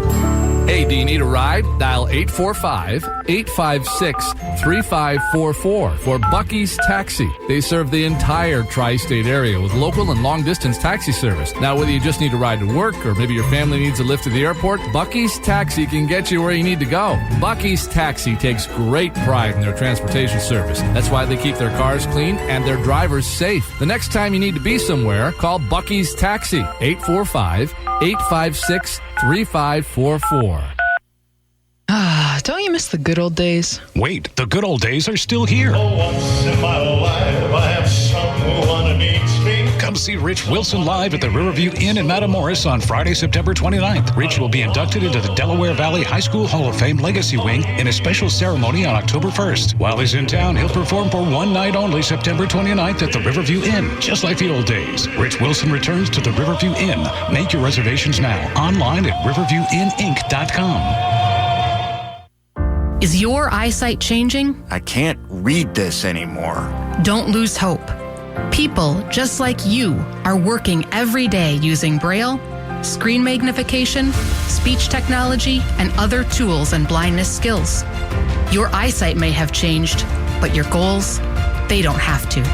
We can help. Visit us on the web at blind.org. The National Federation of the Blind. Live the life you want. Look on the streets in your neighborhood. Everybody's driving their super vehicle. It's the Milford Chrysler Sales pre-owned super sales event. Superhuman savings. Our very best deals at our lowest finance rates. Get up to 140% of book value for your trade. And we crush bad credit. We'll work to get you approved. Hurry to Milford Chrysler Sales today on Route 6 in Milford during the pre-owned super sales event. Oh, and please drive. Don't fly. Black book value minus 20 cents per mile. Only condition with approved credit. Offer ends August 31st. See for details. All families are different, and some have parents or children with little to no eyesight. But this doesn't stop them from sharing the work, play, love, and laughter of family life. Eyesight doesn't define a parent, a child, or a family. What counts is being together. Want to learn more? Visit us on the web at blind.org. The National Federation of the Blind. Live the life you want. This is Port Jervis High School football on WDLC Country. Well, it is a sombering scene here at Gwinnett Field as Ivan Figueroa leaves the field on a stretcher after an apparent lower left leg or left foot injury. His mother and father were on the field as well. His teammates surrounded him as he's taken off for a second straight season. This kid is so tough, has put so much time and effort into being a part of this football team. He's been a captain 2 straight years, and for 2 straight years he has suffered what appears to be a pretty serious and devastating injury. And now the Raiders will have to rally around him, and, easy to say in hindsight, Tommy, but, last year it was on the specials in a blowout win over Liberty here. They're up 41-6 on Beacon in the first half. I mean, you don't pull your starters usually in the first that's the whole thing. half of the game. 41-6, a minute 3 left here in the first half. Right. You're going to finish strong. No reason why your firsts aren't out there. And to have that consequence happen, the best we can say is, listen, man, let's root for it to be nothing more than a high ankle sprain. It could be his leg. We'll just wish for the best. Nonetheless, it's 1st and 10, Beacon at their own 46. It is. After their 4th down conversion, Whitted to throw deep to the near side. He's got Ricketts. Ricketts caught it. 20, 15, 10, 5, touchdown. A massive mismatch in coverage with Sidney Bakari. We loved what Sidney did last week as a running back, but he's only 5'4" on the roster and just was at a distinct size disadvantage against Ricketts. Ricketts hauls in what amounts to be, about a 54-yard? 54-yard touchdown pass. Port Jervis still not able to harness their emotion as they have their star captain being taken off the field. And Beacon, I don't want to say taking advantage, but using what's given to them on the field. Nice touchdown pass. Ricketts with an acrobatic catch gets himself into the end zone there. And Beacon chipping away now 41-12. Beacon setting up with Lynch for the PAT. And this kick is a laser beam up and through the uprights, and it is now 41-13. Port Jervis still leads big over Beacon. Alongside Tom Faggione, I'm Kevin Halpenny. Ethan McElroy between us. Gavin Burt, the Wizard, in the studio as we bring you live radio coverage of Port Jervis High School football. A rare Saturday afternoon home game for the Raiders. This game was scheduled to be played Friday night at 7 o'clock, as are all home games here at Port Jervis, unless there are extenuating circumstances. And there were. There was a monsoon thunderstorm that rolled through. There was essentially nonstop lightning, including what, for everybody in attendance pretty much agrees, was the loudest thunderclap any of us have ever heard. We thought the press box might be coming down, and then come to find out that head coach Damian Stryharski and athletic director J.J. Gass were right there and felt the effects. I mean, they didn't get hit, but they were close enough to feel it. And so instead, they're playing the game at 2 o'clock today. It seems like the weather's getting a little bit nicer out there. The clouds are kind of giving way to more blue skies. And there still are thunderstorms that are forecast for our area. Last time we saw, they weren't supposed to show up till after 5. Let's take a quick look. Well, we just caught a nice, Kevin, as you look at the weather, nice little breeze coming from left to right here. I thought it was the fan, so I didn't say anything about it. I caught it too, though. It was Mother Nature's fan. But Lynch set to kick off for Beacon at Beacon's 40. Set that back deep. Rodriguez, and I believe Theodore. Check that. Return made by Port Jervis, and that's TJ Fergus. Takes the ball at Port Jervis' 16 and returns back to about the 34-yard line. First return for TJ Fergus for Port Jervis. So let's take a look at the Buc-ee's taxi drive summary for the Beacon Bulldogs. They go 65 yards in 5 plays, 1 minute and 45 seconds in time of possession. A 54-yard touchdown pass from the junior Josiah Whitted to the senior Kevin Ricketts. Extra point was good off the right foot of Owen Lynch, a senior, and the score is 41-13. Port Jervis in front. Jumping in on you, 28. Kev. Jumping in. I think for Port, the best thing to do right now, get the ball in the hands of number 30, 28 seconds left. See if he can grind out a big touchdown run, get a little bit of that emotion back if you get back going into the huddle at halftime. 1st and 10 Raiders from their own 36. Morris throws over the middle. It's caught by Jaron Rodriguez. And then he spins away 40. Now he cuts back to the 35, and he's wrapped up by the freshman Boley at about the 34-yard line. The footwork, twice turning his body, changing his direction. Jaron Rodriguez, a very, very great play by the senior wide receiver. That's twice today we've seen him do incredible stuff with his feet, following a big catch. Well, like I said, get the ball to Rodriguez, right? Not 30. That's what I said. Got official timeout on the field. I think we might have an injury on the... Nope, I think it's timeout by Port Jervis on the field. And I think for Beacon, Ricketts, number 5, took advantage of that, was sitting down on the grass at Gwinnett trying to catch his breath a little bit. Here's the game reset, 41-13, 15 seconds left. Port Jervis has every right to throw one into the end zone here. You know, the emotion of having your leading captain on the team injured and taken off in a stretcher. I mean, and the fact that it's not halftime yet gives you the opportunity, even though you're up 41-13, you know, it's high school football. You can still advance the football as you want here in the first half.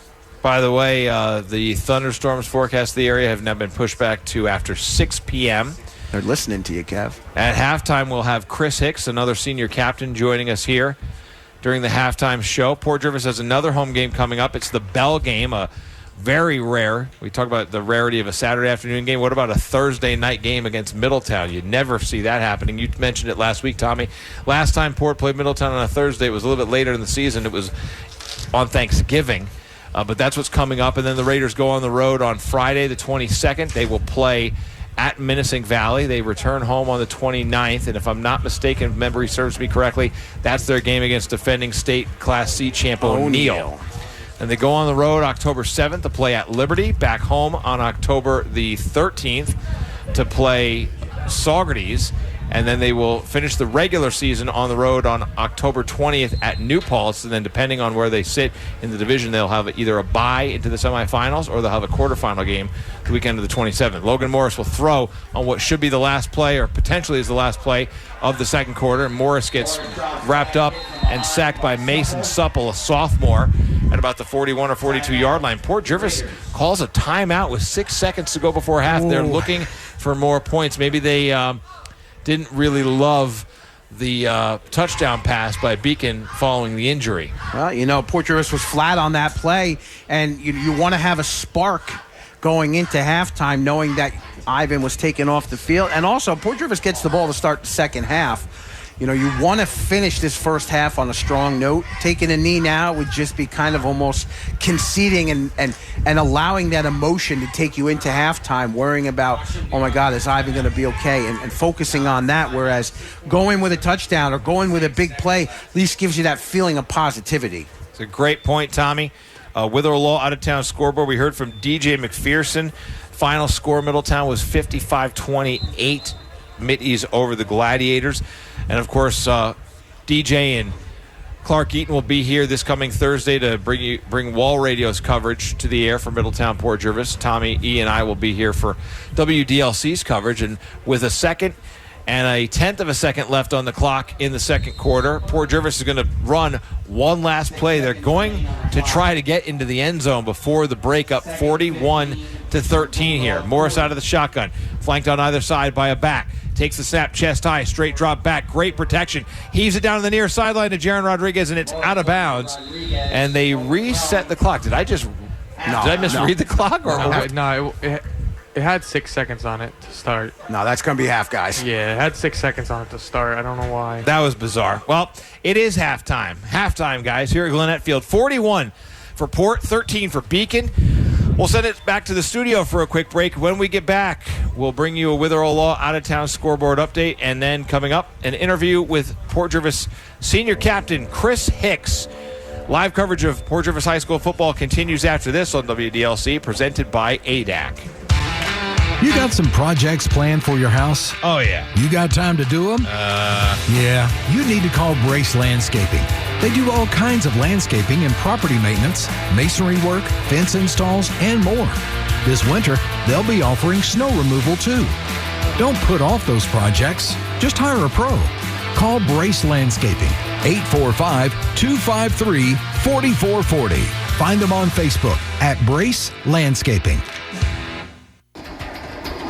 Who are you going to believe? The business who paid for this ad or the customers who paid for their product? Because this is what people say about Masters Pest Control. I've been using Masters since I moved here 8 years ago, and I'll never switch. Every technician and everyone that works in the office have been nothing but nice and friendly, and they make you feel comfortable every time you contact them.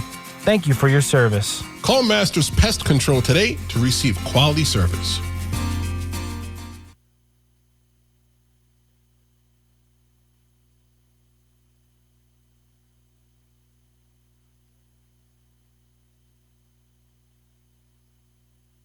Planning a service is a difficult time. Gray Parker Funeral Home will help make this difficult time a special one with a range of services to help fit your needs and every opportunity to make the moment one to remember. Gray Parker Funeral Home is a family-owned and operated business serving our community since 1924, located at 100 East Main Street, Port Jervis. For more information, go to grayparkerfuneralhome.com or call 845-856-5191. Gray Parker Funeral Home is a proud supporter of the Soapbox Derby and would like to wish all the drivers good luck.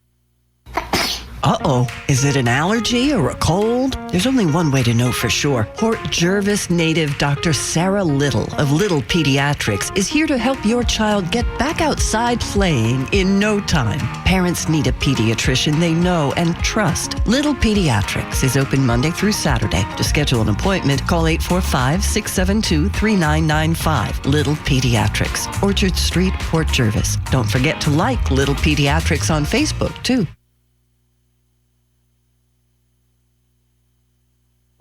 September is National Recovery Month. ADAC's peer engagement specialists are people who have lived experience in recovery. They provide person-centered support to individuals over 18 struggling with substance use. Through lived experience, respect, and mutual understanding, peer engagement specialists help people become and stay engaged in the treatment and recovery process. To reach a peer engagement specialist, please call our Hope line at 1-844-984-HOPE. All services are free and confidential. We're going back to the field for more Port Jervis football, only on WDLC Country.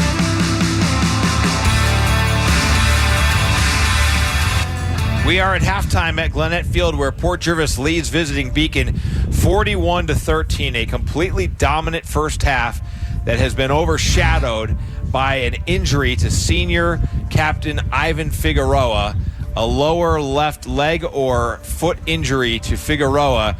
It really brought a total hush to the crowd, understandably. Ivan is a centerpiece of this team. He's a leader. He's a captain. Boy, just heartbreaking to see it happen. He got injured last year early in the season and missed the entire rest of the season. And you just hope that that is not going to happen here in 2023. But it does not look good as Figueroa was taken out off the field on a stretcher to be given medical attention. So it's 41-13. Port Jervis leads. We have one final confirmed from high school football today. That is Middletown 55, Goshen 28. That game aired on our sister station, Wall Radio. DJ McPherson and Sweet Lou Massey had the call there. The other games that were on the schedule today, Cornwall at Monticello, New Paltz at Saugerties, O'Neill at Red Hook, Highland at Burke Catholic, Newburgh hosting Corning Painted Post out of Section 4. And then from last night, Marlborough at FDR. That game was rescheduled for today. So was Valley Central at Washingtonville, Minnesink at Wallkill, and Pine Bush at Lords. College football, Army, 57-0 winners over Delaware State. And if you had any hope in my interest in the Nebraska-Colorado game, you're feeling the same way I am. I know he's pumped. He's loving primetime in Boulder. All Buffaloes, 36-7, inside of 2 minutes to play in the fourth quarter of that game. And unfortunately for your play-by-play man here, it looks to be another season of mediocrity in Lincoln. It's getting hard to get used to that, but that seems to be the case here. A lot of fall ball action happening in the Port Jervis Little League today. Tomorrow, Port Jervis Youth Football League, all three teams in Middletown. 11:30 for the Mighty Mites, 1 o'clock for D1, and 3 o'clock for D2. Make sure you support our young athletes. Those are our future Raiders in all the sports, so we wish them the best of luck. We're going to send it back to the studio now. Tom is busy tabulating stats. Ethan's trying to see if he has time to get a snack or not at halftime, and we're going to hear from senior Captain Chris Hicks coming up next on the halftime show. 41-13, Port in front at the break. You're listening to live coverage of Raider football on Country 95.3 and 107.7 WDLC. It's all presented by the Alcohol and Drug Awareness Council of Orange County. Joining us is senior and captain Chris Hicks of the Port Jervis Raiders. Chris, let's talk a little bit about the road to where we are today. Talk about last season, off season, and how you're feeling about going into this year. Well, it's been a grind, you know. Been out here since we lost to Pleasantville. You know, that was a devastating loss. Got blown out. Lost to them by 1 year the year before. And it's just been a grind, you know, working towards it. You know, we lost some good pieces, Tyler Montalvo, Calvin Cruz, Jacob Amos. But it's just like replacing them, got to get back, get ready to work. Got my son on Friday. Just got to grind. Got to want it. Now, last 2 weeks, we've had training camp. Now we're into week 0. Talk about your role the last couple of weeks and how you have taken that position of being one of the captains as a leadership responsibility during those training camp practices. I've been here for 4 years, you know, so it's not new to me. So, like, I knew I had to step up, you know, help these young guys out. Got a lot of new guys. We're a small team, but we still got a lot of new guys. So it's just about stepping up, being a leader, you know, being there. You know, they look to me as a leader because I've been here for so long. So it's just what I got to do. All right, both sides of the ball. Let's talk offense. Where are we going to see you on that line of scrimmage? Left tackle. You know, left tackle in the NFL, isn't that one of the highest paid positions in the NFL? It is, yes, it is. Talk a little bit about the responsibilities. I'm Logan's blind side, so if he goes down, it's usually on me because he can't see what's coming from that side. So just got to be stable for Logan, Carroll, Anthony, whoever's running the ball, but mostly those guys. Well, you talk about Carroll running the ball. He's almost your size. He could be the left tackle. Carroll's actually way bigger than me, believe it or not. He's way bigger than me. I don't know how I can't play running back. Well, maybe we'll talk to Coach about that. Yeah. That's on offense. Talk a little bit. We going to see you on some D? Of course. You know, I'm starting D tackle. Started last year. Got to manhandle the trenches. That's what I got to do. We got Carroll and Maddox. You know, the other D tackles up for grabs. But, you know, we got 3 returners on the line. Feel confident about it. All right, if you had to pick offense or defense, where do you want to be? Oh, defense, for sure. What is it about defense? Just love to hit, you know. Well, they both hit. I play, it's basically the same. I just love to hit, though. It's fun, you know, tackle people. Rather live to hit than be hit. They've been on the varsity quite some time. Yeah. This is your senior year. Thinking ahead, maybe, after high school? Yeah, of course. You know, I talked to some colleges about football. You know, maybe a trade school. I'm not really decided yet. Well, you got a whole season ahead of you. Yep.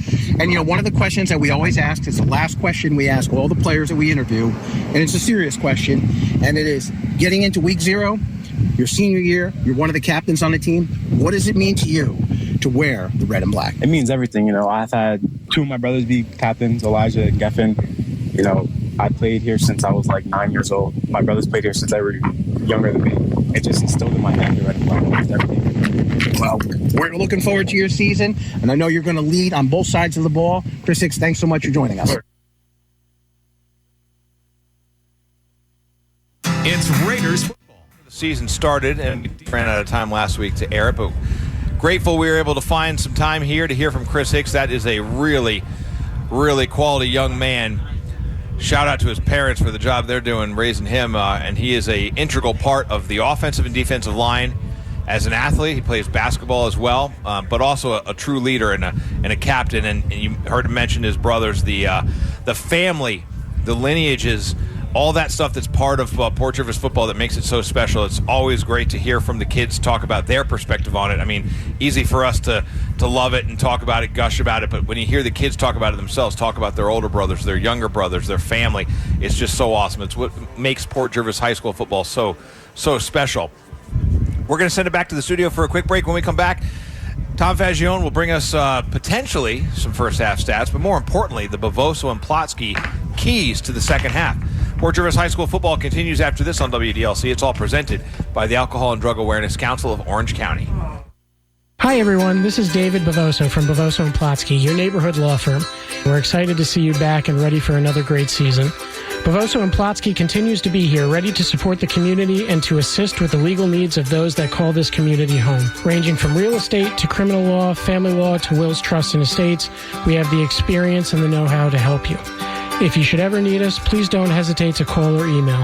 Thank you and enjoy the game. For more information on Bavoso and Plotsky, go to portjervislawyers.com. You got some projects planned for your house? Oh, yeah. You got time to do them? Yeah. You need to call Brace Landscaping. They do all kinds of landscaping and property maintenance, masonry work, fence installs, and more. This winter, they'll be offering snow removal, too. Don't put off those projects. Just hire a pro. Call Brace Landscaping, 845-253-4440. Find them on Facebook at Brace Landscaping. Hey, do you need a ride? Dial 845-856-3544 for Bucky's Taxi. They serve the entire tri-state area with local and long-distance taxi service. Now, whether you just need a ride to work or maybe your family needs a lift to the airport, Bucky's Taxi can get you where you need to go. Bucky's Taxi takes great pride in their transportation service. That's why they keep their cars clean and their drivers safe. The next time you need to be somewhere, call Bucky's Taxi, 845-856-3544. A time of loss is a time for families to gather together for strength and comfort. It was a sudden loss for all of us. Fortunately, we had each other. You have us as well. With a range of choices and services available, we've been helping families through their time of loss for generations. Gray Parker Funeral Home, our family serving yours since 1924. You're listening to Port Jervis football only on WDLC.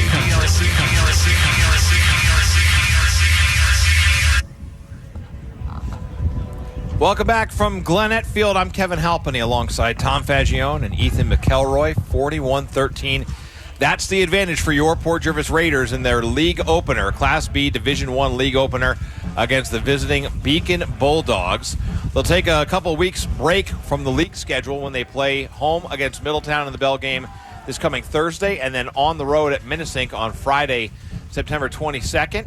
Actually, 3 straight weeks away from the league schedule, because then they play O'Neill, who's a Class C team, the defending state Class C champions, by the way, so no slouch. But then all of October will be spent playing the rest of their Class B league schedule. Couple shout-outs I wanted to mention. We heard earlier today from the Director of Communications and Academic Services in the Port Jervis City School District. That's Andrew Murata.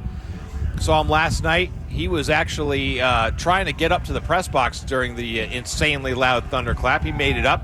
But he wanted to give a shout-out for listeners to follow the Port Jervis Schools Facebook page and their Instagram page.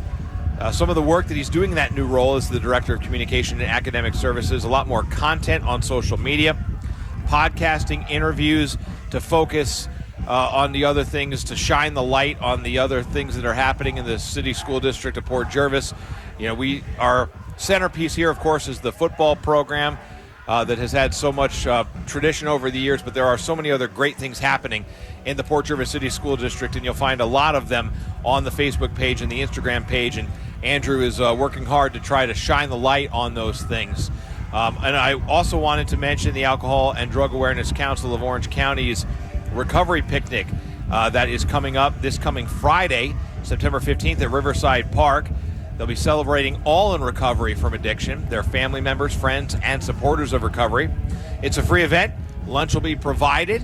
It is at Riverside Park Friday, September 15th from 12 to 2 p.m. More information, you can email recovery services at adacinfo.com. I believe you can find them on Facebook. The flyer is likely there as well. Thanks to the Alcohol and Drug Awareness Council of Orange County for supporting Port Jervis High School football here on WDLC. Ethan is back with me. Tommy is back with me. Ethan doesn't have a headset yet because he's enjoying a walking taco. Ethan, don't rush. Tommy's got some keys to the second half. The Bavoso and Plotsky keys to the second half. Well, the number one key, first off, for Port Jervis is they have to come back. They're up 41-13. What are they going to come back from? They have to come back from the emotional letdown of having their star player, Ivan Figueroa, be taken off via stretcher to the hospital. They have to come back from that and focus on the task at hand, which is critical in this third quarter, and that is they're going to get the ball to start the third quarter. Play your game of football. Play your game of football. Play your game of football. It's the best key I can give. There's one key for the second half. Play Port Jervis football in that third quarter, and the rest of the game will come nice and easy. All right, we're ready for the second half kickoff. It's a squibber, an onside kick. It's live on the ground. The Raiders need to recover it, and they finally do. It went past 4 different Raiders before finally and smartly Jacob Mathis, the junior, lands on it. No, that wasn't Jacob, was it? Was that Elijah Campbell? Campbell. Yeah, it was Campbell who landed on it. He's got just a bit of a different frame than Mathis does, so I misread the jersey number.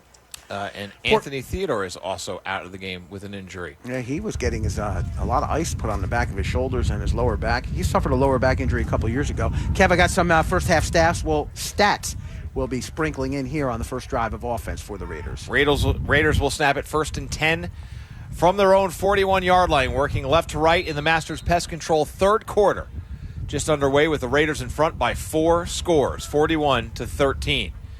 Logan Morris calls for a chest-high snap, hands it off to Carol Dolshin, who just steamrolls through the line, takes it into Bulldog territory and very near a Port Jervis first down. Well, picks up where he left off in the first half. He had Dolshin 6 carries, 58 yards, couple of touchdown scores on the ground for the Raiders. Morris unofficially 8-13, $161 in the air, 2 touchdown passes. Port Jervis nearly 300 yards of total offense in the first half. It'll be second and very short facing the Raiders right now. They'll snap between the hash marks, the football just inside of Bulldog territory. It's on the bottom of the J, the PJ interlocking. It's beautifully painted on the middle of this field here at Gwinnett. Coming up on 11 minutes to play in the Masters Pest Control third quarter. And there'll be a play-action pass on second and short. Morris all day to throw. Throws it deep to Johnny Fuller, and it's incomplete. In and out of his hands, he got it over Kevin Ricketts, who was in coverage and had a height advantage over Fuller, but Johnny couldn't reel it in, so it's 3rd and 1. Well, Morris stepped into that pocket, and as he did, line surge from the Beacon Bulldog defensive line.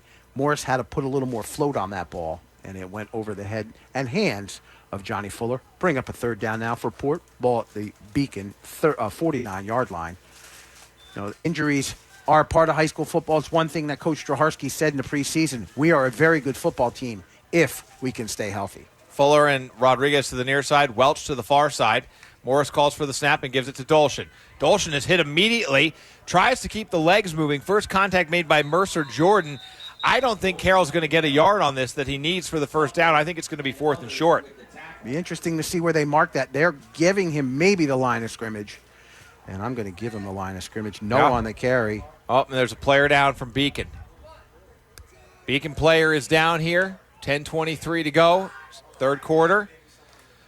And he's up on his feet again, so they're ready to get back into action. Our third quarter is presented by Masters Pest Control. The officials are calling a timeout. Is another water break, perhaps? I think they're going to bring the chains out, Kev. Oh, they want to measure it now? I could understand that. I mean, the crazy thing is, right, Tom, that the handoff goes to Dolshin deep in the backfield. He gets met immediately, right, by contact, but he keeps his feet moving. So you're thinking he's got a pretty good chance to pick up the first down. And then all of a sudden the pile just kind of pushes him back, and then the whistles blow. Spot's pretty good. One of the first down. One of the sins of an offensive lineman, and I back in the day they let me play a little bit of offensive line, JV and varsity a little bit, is that when you don't see by the nose, Tommy, by the nose. How about that? I'm going to give as I'm bloviating here. Carol Dolshin gets the yard, and it will be 1st and 10. Port Jervis at the Beacon. Officially, we'll have to give him the 48.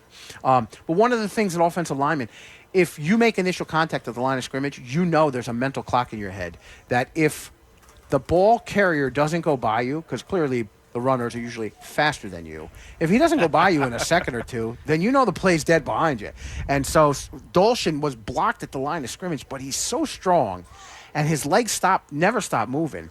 He gives you that pulse to know that he could get that extra yard or two if necessary to get the first down, and he proved it on that play, as it looks like for Beacon, Mason Supple getting up a little slow. You know, he's got 19, 20 guys on that sidelines for Beacon. You know, you're not coming off the field. And for Supple, he was looked like he was stretching out a lower leg strain. Well, to be honest with you, Tommy, as much as we talked about it before the game, there hasn't been much visible cramping on the field, you know, considering the temperatures. I mean, some linguistic troubles by both myself and the PA announcer up here. We talked about that before the game. But, yeah, you know what? Both teams came prepared. Lots of water, lots of hydration on the sidelines. Look at the number one fan might be in the press box. Similar fan on the sidelines. I see it right there above the first aid kit. It is a first down for the Raiders at the Beacon 48. Logan Morris to throw over the middle. Caught at the 26-yard line by Jaron Rodriguez. And again, it's the footwork. 10, 5, and he's pushed out of bounds shy of the goal line.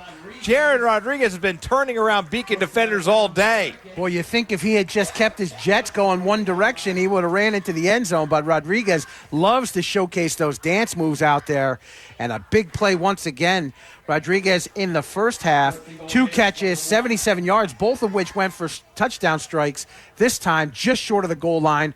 We're going to give him the 1. What do you say there, Kev? About the 1? I'm giving him the 1. We'll give him the 1. So it's a 47-yard pass play. 1st and goal to go for the Raiders. I think the call is simple here. You got big number 30 in the backfield. Joining him is Maddox McCormick lining up in that slot. But I think the call is easy. Let's get it in the hands of Carol Dolshin. Let's put 6 more up on the board. Now Maddox moves over to the right side of the formation. Dolshin to the right of Morris in motion. And it's Morris who's going to keep it. Logan Morris is in for the touchdown. A 1-yard touchdown scamper for Logan Morris 2 weeks in a row that the senior captain quarterback has called his own number and taken it in for 6. And Kevin, clearly, as you can tell from my posture up here, I have been the decoy call all afternoon. Each touchdown run short in the goal line situation, 100% wrong. But that's why I'm up here and not on the sidelines.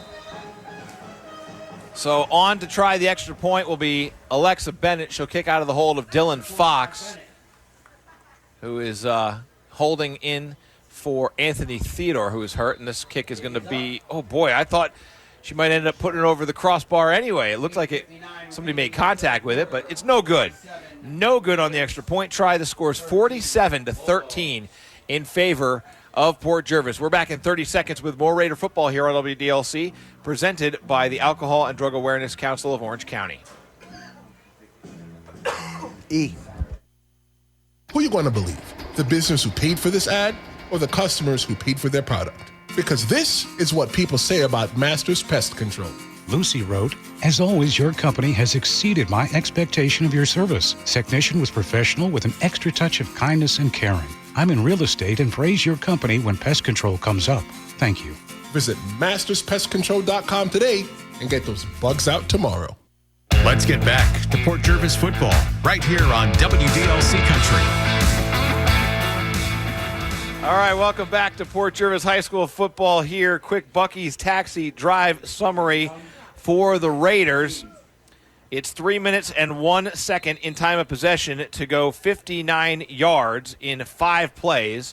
The big one was the 47-yard pass from Morris to Jaron Rodriguez, and then Logan capped it off with a 1-yard touchdown run. Extra point was no good, 47-13 Port. Ensuing kickoff picked up at the 24-yard line by Ricketts. He escapes the first tackle, can't escape the second. Excellent open field tackle for Port Jervis. Was that Cameron Barber? Absolutely. Barber on the tackle. And Ricketts upset because he saw some green grass ahead of him. Yeah. And he hasn't had that opportunity, less that second quarter touchdown catch that he made. So E has provided a perspective to our broadcast that has proven to be invaluable. E, you know we love you and the work that you do here, but every year you seem to find a way on a Saturday afternoon to go grab food that interferes with the broadcast. Last year it was the cheeseburger and Saugerties. This year it's the walking tacos at home. Man, these walking tacos, they put something in them. I don't understand it. I had 2 of them. Now, the truth be told, you were able to get one last night, right? Yes, I did get one last night. I've had 3 walking tacos in the span of 48 hours. Josiah Whitted is going to keep it himself and takes it for a first down on the far sideline to about the 39-yard line. Oh, no, it was a pass play, huh? Well, I totally missed that one. That was a beautiful pass. The freshman brings in the first down Kev, for the Bulldogs. Where was that first down marker at? Well, they started with the football at their own 27. Okay, thank you. It's a 13-yard pass play. First down, Beacon. Sun beating down on Gwinnett Field as we go inside of 8 minutes to play in the Masters Pest Control third quarter. Port 47, Beacon 13. Here's a handoff to Lynch. He tries to find some room on the right side. He does. He's to midfield, and Carol Dolshin wraps him up and brings him down to the Port Jervis 48-yard line. Nifty footwork in the middle by the senior Owen Lynch, and it's another first down for Beacon. And you know what? This is where Port Jervis needs to buckle down. Ivan Figueroa not able to be on the field due to injury. We also heard that Anthony Theodore chipped up as well. So question becomes, who's going to step up and fill in the gaps?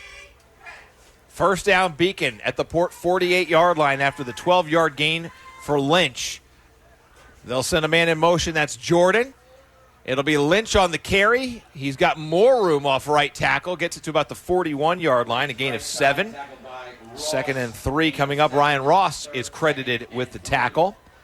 Want to give a shout-out to Aldred Gilson. Aldred has been reaching out to us on the WDLC Facebook page, where you're also going to find our live video stream today. And Aldred is about as loyal a listener as a broadcast team could possibly ask for. 2nd down, 7 to go for Beacon. They're going right to left on your radio dial. Road white jerseys and navy pants.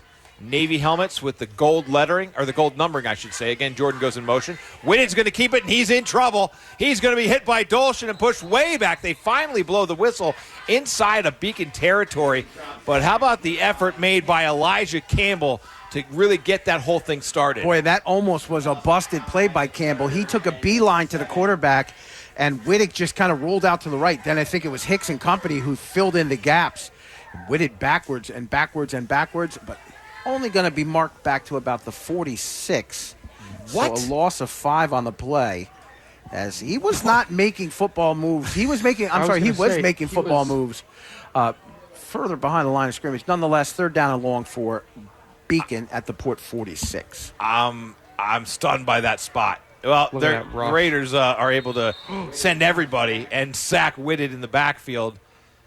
Credit for that sack probably goes to about 5 different Raider defenders. I'd say we're going to credit the defensive line for the sack on that play. Well put, E. Well put. Call a coverage sack. That's just a whole total defensive line sack.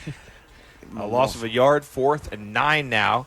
You know, you mentioned Aldred Gilson, a big fan. How about this? Joe Klotz and family celebrating an Army win at Mikey Stadium. Pictures from the bleachers at Mikey Stadium. And Danny Klotz, a cadet at West Point, Port Jervis grad, so we wish him the best of luck up there. And the Klotz family, huge Raider fans. 4th and 9 facing Beacon, and Port jumps across the line, and they draw a flag. So just watched Mia Griffith and her crew roll by. Mia's wearing her older brother Andre's varsity jersey, I believe, or a facsimile of that. That was the number 25 that Andre wore. And it looks like one of her friends is wearing Andre's old PJYFL jersey. It's a 45 on that one. Oh, well represented here in the crowd today. Absolutely. All right, so 5 yards for free for the Bulldogs. 4th and 4 now from the Port 42. A quick pass is incomplete, and the Bulldogs will turn it over on downs. It was a bullet out of the right hand of Whitted, but it goes to the turf, and the Raiders will take over with 4:49 to go here in the Masters Pest Control third quarter. Raiders comfortably in front, 47-13. That was Beacon's attempt at a screen pass, which would have worked, but nobody tried to sell it. Port Jervis on top of things. Looks like Dylan Fox will be breaking the huddle for the Raiders at the quarterback position. Things well in hand here, 47-13. We had mentioned it in the first half. We talk about, staying hydrated. Number one, most important. Number two, to this afternoon for the rest of the game, stay healthy, Raiders. Go out there and make your blocks. You can't give less than 100% because that's how you do get hurt. So make sure you're out there giving yourself 100% and keeping yourself safe. Dylan Fox takes the snap, gives it on the ground. Carried, a flag on the play. Dolshin with the carry, dragging a defender inside the 45-yard line to about the 43 before the Beacon defense gives help to the freshman Boley. A little bit extra help there on the field. I think it was a hold by the Raider offense.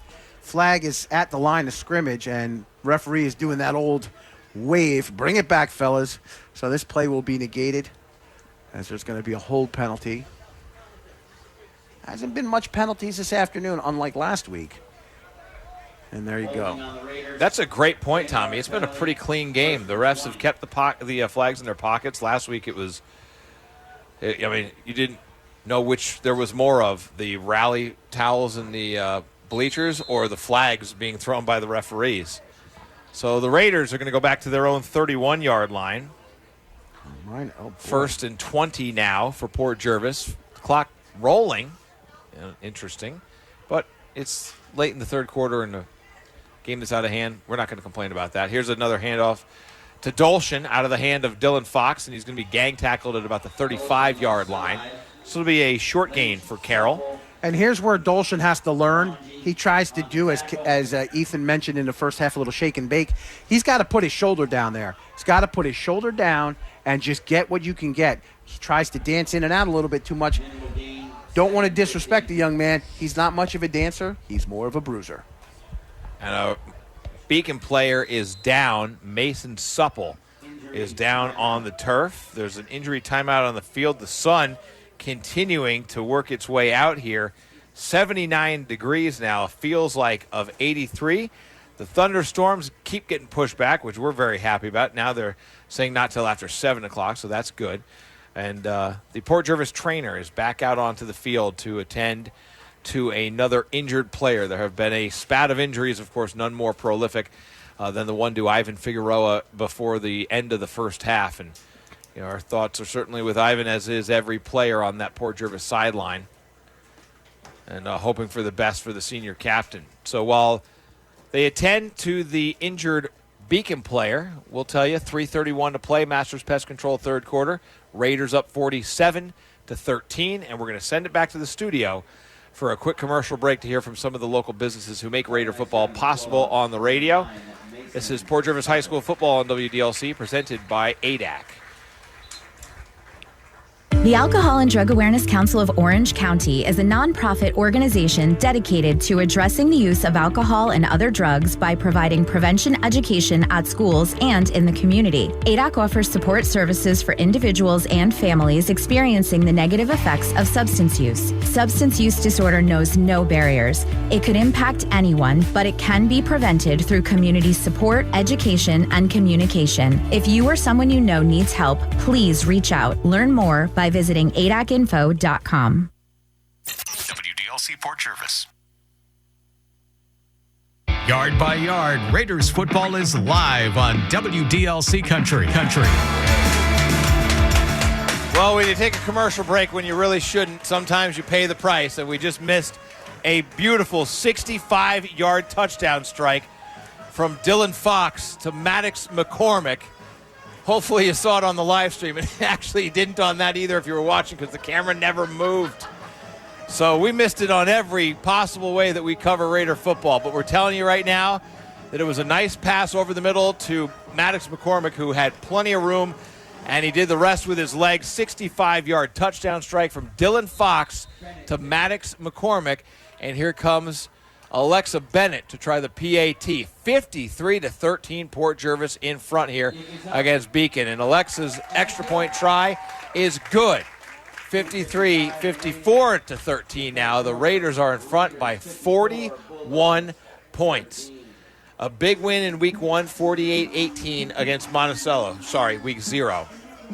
Not a league game, just a tune-up, get the kids ready for football season. Here, this is a league game. This means something.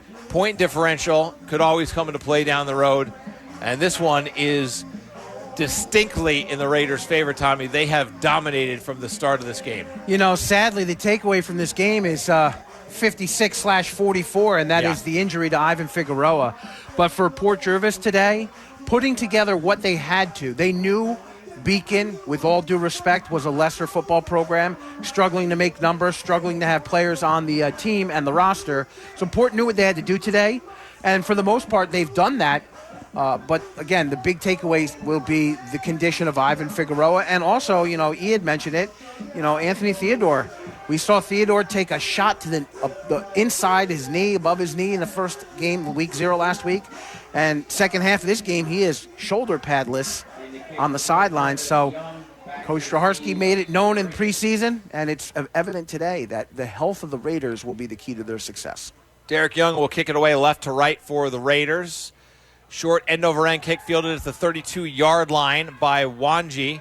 Wanji's out across the 40, and the ball is loose on the ground. Oh, that's a at loose the ball. 43. Beacon thinks they have it, and they do.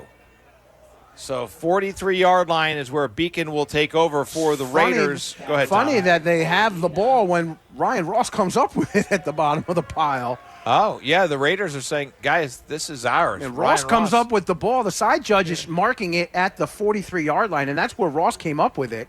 But it looks like the umpire might be ruling that it was down by contact. It'll be interesting to see where they place the ball then. Quick Bucky's Taxi drive summary. The Raiders' last scoring drive, back to what we were used to. 2 plays, 69 yards, 2 minutes in time of possession. 1 minute and 48 seconds in time of possession. Extra point was good, 54-13. Port Jervis opening a can on Beacon here today. Whitted to throw. He'll throw to the far side of the field, has a man, and it's caught. It's caught on the far side of the field. A little bit of contact right before the ball arrived. By Kevin Ricketts. He knows exactly what that is called. That's a PI. Offensive. OPI. OPI. The old-timers, we call it a push-off. A little separation created by the wide receiver to haul that one, and they take it to the Port Jervis 34-yard line. Well, we saw Ricketts warming up, and we knew he was talent for Beacon, and he's got some skills there. And Whitted will throw again. Good protection, but here comes some pressure. Chris Hicks takes him down. Chris Hicks tosses Whitted to the far side of the field. It'll be a big loss in the play. And that's how Ricketts doesn't catch the ball. When you have 50 Hicks on your shoulder pads, Hicks just with a strong drive through that defensive line into the backfield, takes down Whitted for a loss. Ball's going to be marked at the Port 40-yard line. Loss of 6 on the play. Coming up on a minute to play in the Masters Pest Control third quarter. Port Jervis comfortably ahead here, 54-13. And now Whitted will roll to the right, throw to the right. Is it caught? Nice catch there by the freshman. That's Gio Boley.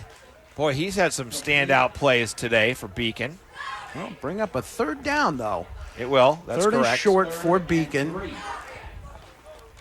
the Raider 26. All right. You call that 26, Tommy? Yeah, we'll give him the 26. All right, we're inside of a minute now to play in the quarter. Beacon on the move here at the Port 26-yard line. Whitted to throw again, dodges the sack. Can he dodge the second one? He cannot. Nice one-handed effort there by Johnny Fuller to get the contact started on Whitted, and then some teammates, including Elijah Campbell, coming in to clean up the mess. And now it's 4th down again. I think we've only seen, one punt attempt from Beacon today, and there's no reason why they would even consider a punt now. This is the best field position they've had for a 4th down all game. It'll be 4th down. Ball's marked at I think they punted twice, Tom. Oh, they had 2 punts? I think they had one punt that got off. Good point, my going friend. Down towards the scoreboard, and then they had the one that didn't. Well, they're not punting this time. They're throwing, and Lynch catches it, but I don't think he's got anything close to the first down. That was a heck of a grab. Short of the first. Incredible tackle and space made by Chris Hicks. That's going to be the quarter, too. It will. Third quarter's over. The possession is over for Beacon. We'll flip the field, and the final 12 minutes are coming your way next. The Raiders up big, 54-13 over Beacon. We're back in 60 seconds with more Raider football on WDLC, presented by the Alcohol and Drug Awareness Council of Orange County. Uh-oh, is it an allergy or a cold? There's only one way to know for sure. Port Jervis native Dr. Sarah Little of Little Pediatrics is here to help your child get back outside playing in no time. Parents need a pediatrician they know and trust. Little Pediatrics is open Monday through Saturday. To schedule an appointment, call 845-672-3995. Little Pediatrics, Orchard Street, Port Jervis. Don't forget to like Little Pediatrics on Facebook, too.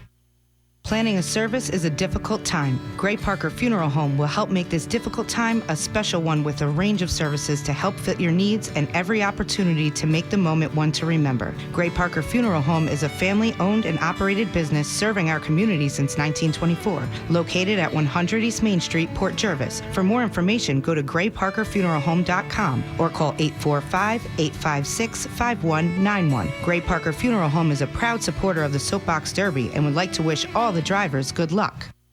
This is Port Jervis High School football on WDLC Country. WDLC Country. Welcome back to WDLC's live coverage of Port Jervis High School football. Country 95.3, 107.7, online at WDLCradio.com. On your mobile device with the free WDLC app or apps like TuneIn and iHeartRadio on your smart speakers that are enabled with those apps.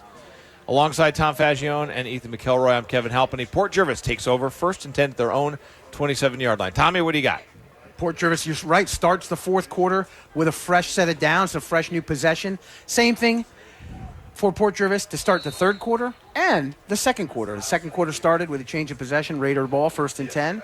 Third quarter, same situation, and here we go. First and 10, Port Jervis at their own 27 to start the fourth quarter. And before the fourth quarter starts, Beacon's going to take a timeout. They didn't like my stat. That's wild. That is unfortunately a telltale sign of a squad and possibly even a program that's just not quite up to speed yet in the season. Coming out of a long break between periods, and you got to take a timeout right away. Not encouraging for James Phelan and his staff. But listen, this is a young team. Beacon's more of a soccer and basketball school, right? They're new to Section 9. They played in Section 1 forever. They haven't won a Section football championship. They've won in other sports, but football has not been a competitive sport for them. Here's the other thing. We talked, Coach Jaharski's mentioned it. We talked about it today. Unfortunately, Port Jervis suffering through some injuries. Beacon dressed 20 players for today's football game. A couple players came in on crutches, including Michael Varian. Beacon's at that tipping point where, and I think if I'm not mistaken, you have to have 16 players in uniform to be able to field a team. So they're at 19, 20 players right now. You get chipped up in the middle of the season, a couple guys get hurt. I mean, that's a serious situation to be in. So for Beacon to be on the field is one thing, but to remain healthy through the course of this season is going to be a true test. First down, Port Jervis. Dylan Fox is the quarterback, and he gives it to Carroll Dolshin, who will go straight ahead into a wall of defenders. He'll get a couple maybe. And it's going to be second and long. We're giving a lot of shout-outs this afternoon. Let's give a shout-out to Jeff Anderson, who is now part of our engineering team with the Wizard back at the WDLC studios. Jeff, glad to have you aboard with the Neversink Media Group sports team. We do as many as 3 high school football games every weekend over the course of the fall. We cover Port here on WDLC, of course, since 1953. Middletown on our sister station Wall Radio, and Delaware Valley High School on Light 106.9. Dylan Fox on 2nd and 8 is going to roll to the right. This looks like a keeper all the way, and it is. And Dylan Fox cuts up field. He's still on his feet. A flag late. He looks like he has first down yardage to the far side of the field, but there were multiple flags that came down. It'd be interesting to see if it was a hold by the wideout for Port, and I think that's it. But the other flag came in, maybe a defensive face mask or something. We'll see how that gets decided here. All right, well, it's definitely against Port, at least one of them, right? I saw the arm of the official go towards Port, and now the Raiders are backing up on offense. So it's going to be Second and very long now for the Raiders. They'll look ahead to try to maintain, that's not the right word, to try to keep the bell. They won in Middletown last year. They were behind early in the game and then dominated the second half. Lost a heartbreaker here at home in 2021. So you know they're looking for a big home victory over Middletown. 2019, they lost here big to Middletown at home. So game while reset. since the Raiders sorry, Kev, I'm jumping all over it's you. Okay. All game. No, you're good. You're good. Holding penalty, 10-yard penalty assessed downfield. So Fox will get 6 yards on the carry. They'll subtract 10 from the spot. It'll be second down, Port Jervis at their own 26-yard line. All right, they'll send Campbell in motion. It'll be a handoff, and another whistle stops this play. So the officials must have heard that we said they hadn't thrown many penalties, and they decided to try to catch up. That's going to be a procedure against Port Jervis. They're going to move that ball back to the 21. So Port Jervis going the wrong way right now. No good. Not only that, stops the clock too. Port Jervis up 54-13 here in the fourth quarter. 10:51 remaining. And one thing we want to see more than anything is exactly what we just see now, and that is that clock ticking away. That clock closer to 0. Tomorrow, Sunday, September the 10th, Port Jervis Youth Football League in action at Wolfslayer Field in Middletown. Mighty Mites at 11:30, D1 at 1 o'clock, and D2, the defending Super Bowl champions, they play at 3. Here's a pass into the flats to Elijah Campbell. Campbell will be wrapped up by Rayon Wanji, and he will probably lose yards on this play, and the stick keeps going the wrong way on the far side of the field, back to the 19-yard line. Kevin, oh, my goodness. You mentioned Port Jervis Middletown tomorrow, youth football. How about this? Get up early. Get yourselves up to Sparrowbush tomorrow morning. The Sparrowbush Firehouse monthly breakfast is back in action. They take it off for the summer. So September 10th, tomorrow morning, get up there by, I believe you can get there at 7:30. I'm going to be there between 8 and 8:30. So come on up. Great breakfast at the Sparrowbush Firehouse. Support your local fire department. Hey, those guys were listening in earlier today, so we can show a little love to them tomorrow by getting some great breakfast up at Sparrowbush. Third and a lot for the Raiders. Fox to throw. Throws deep down the far side, and it is intercept. No, it's incomplete. In and out of the hands of Kevin Ricketts. And a break for the Raiders. Ricketts is slow to get up. I think he may have planted that foot wrong in the turf when he was trying to come down with that interception. He's not comfortable. No, he is not. He's up on his feet, though. That's a good sign, but he's not putting any weight on his left foot. So he will hobble to the sideline, and it'll be fourth down for the Raiders, and they are going to punt it away here. Boy, for Rick, they don't even have two guys to come off the bench to get him to the sidelines, poor guy. So it looks like I think it might have just either twisted his ankle or maybe took a lower leg cramp. I want to give a shout-out and a Witherell Law out-of-town scoreboard update for the Port Jervis Little League Major Softball squad. Tough loss for them today, 8-6.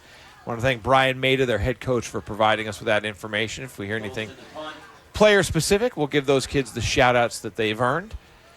Punt formation for the Raiders. Carroll Dolshan picks it up off the turf, and he's going to run with it. And he's to the 20-yard line. Cuts upfield to the 28 and then is tackled.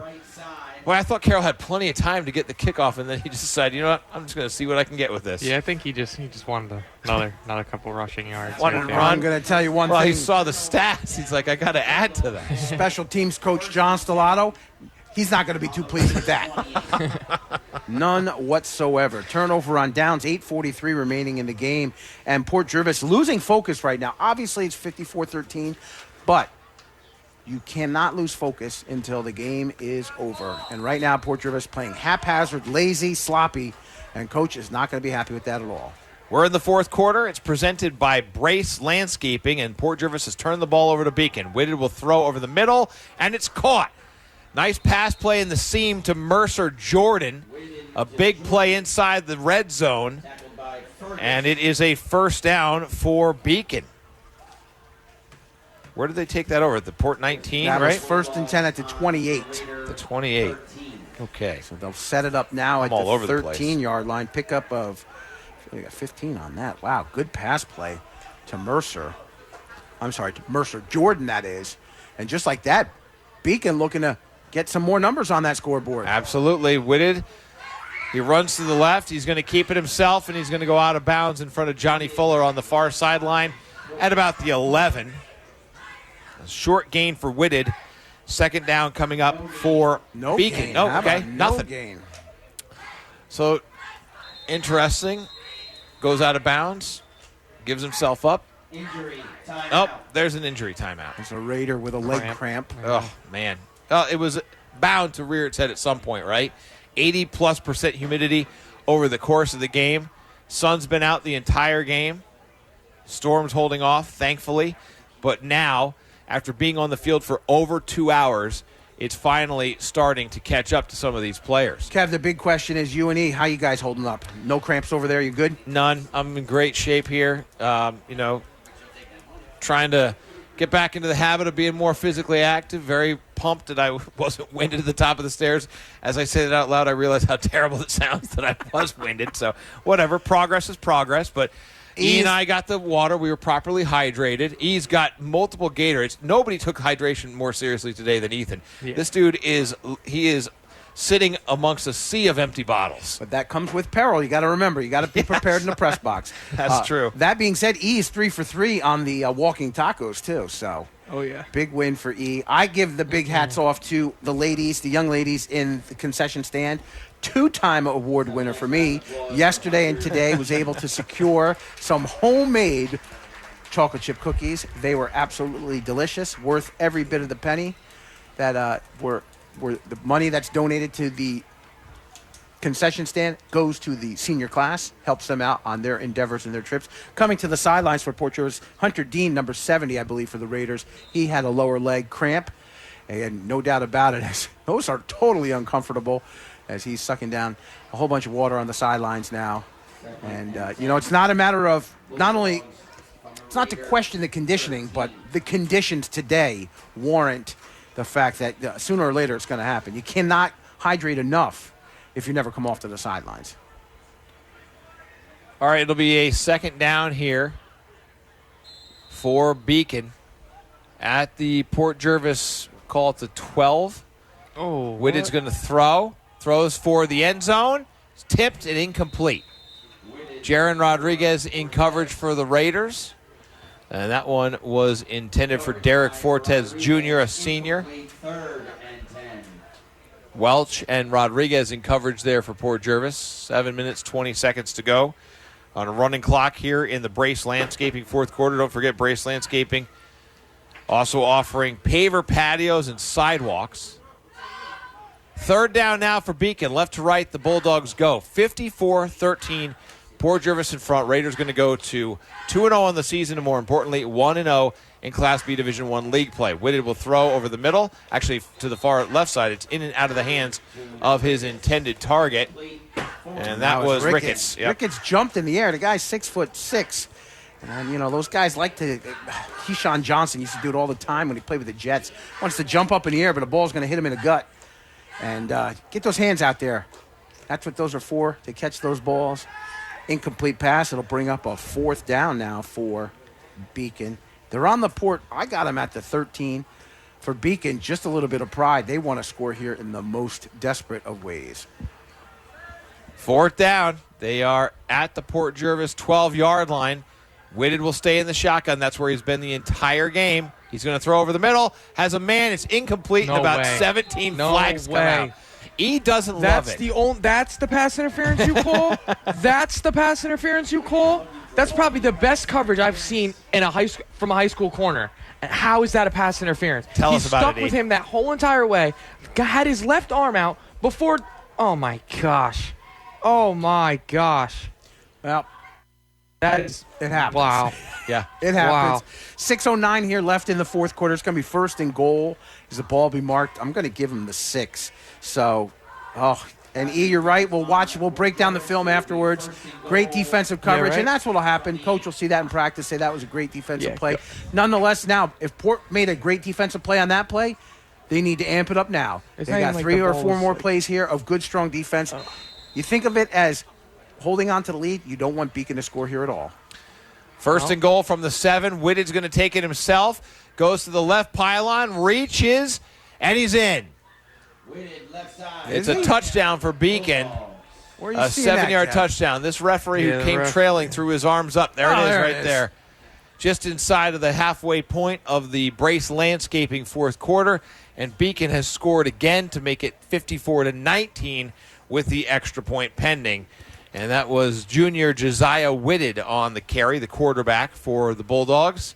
And that's all they really had. I mean, he had no opportunity to throw the ball on that play. And corner was on another good coverage on that play. Just couldn't get back in time. Lynch to try the PAT. And I think he put it through. Yes, he did. 5:47 to go in the ball game. The score is 54-20. Port Jervis in front by 5 scores.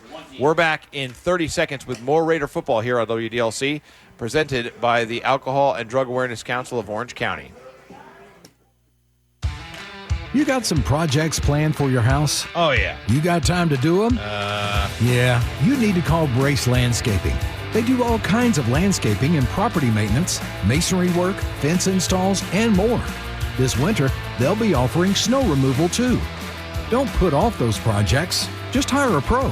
Call Brace Landscaping, 845-253-4440. Find them on Facebook at Brace Landscaping. We're going back to the field for more Port Jervis football, only on WDLC Country.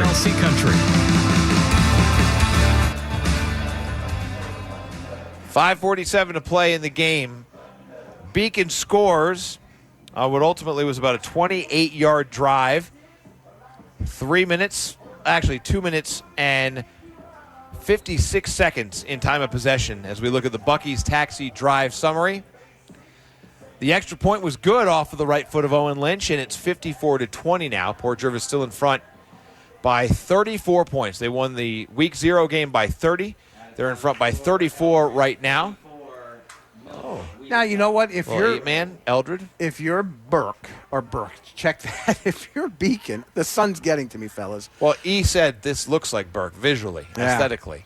And if you're Beacon right now, you know, Port Jervis needs to expect an onside kick here. You don't play the scoreboard now. You play what's in front of you. And for Beacon, any chance to get the ball back, Port's been playing a little bit of haphazard second-half football here. But Beacon's maybe going to try to take advantage with an onside kick. But Lynch likes to kick it deep. Yeah, he still have some hands up front, and you got Ross up in the middle who can both hit and carry the ball. So smart choice to have 34 at the 50.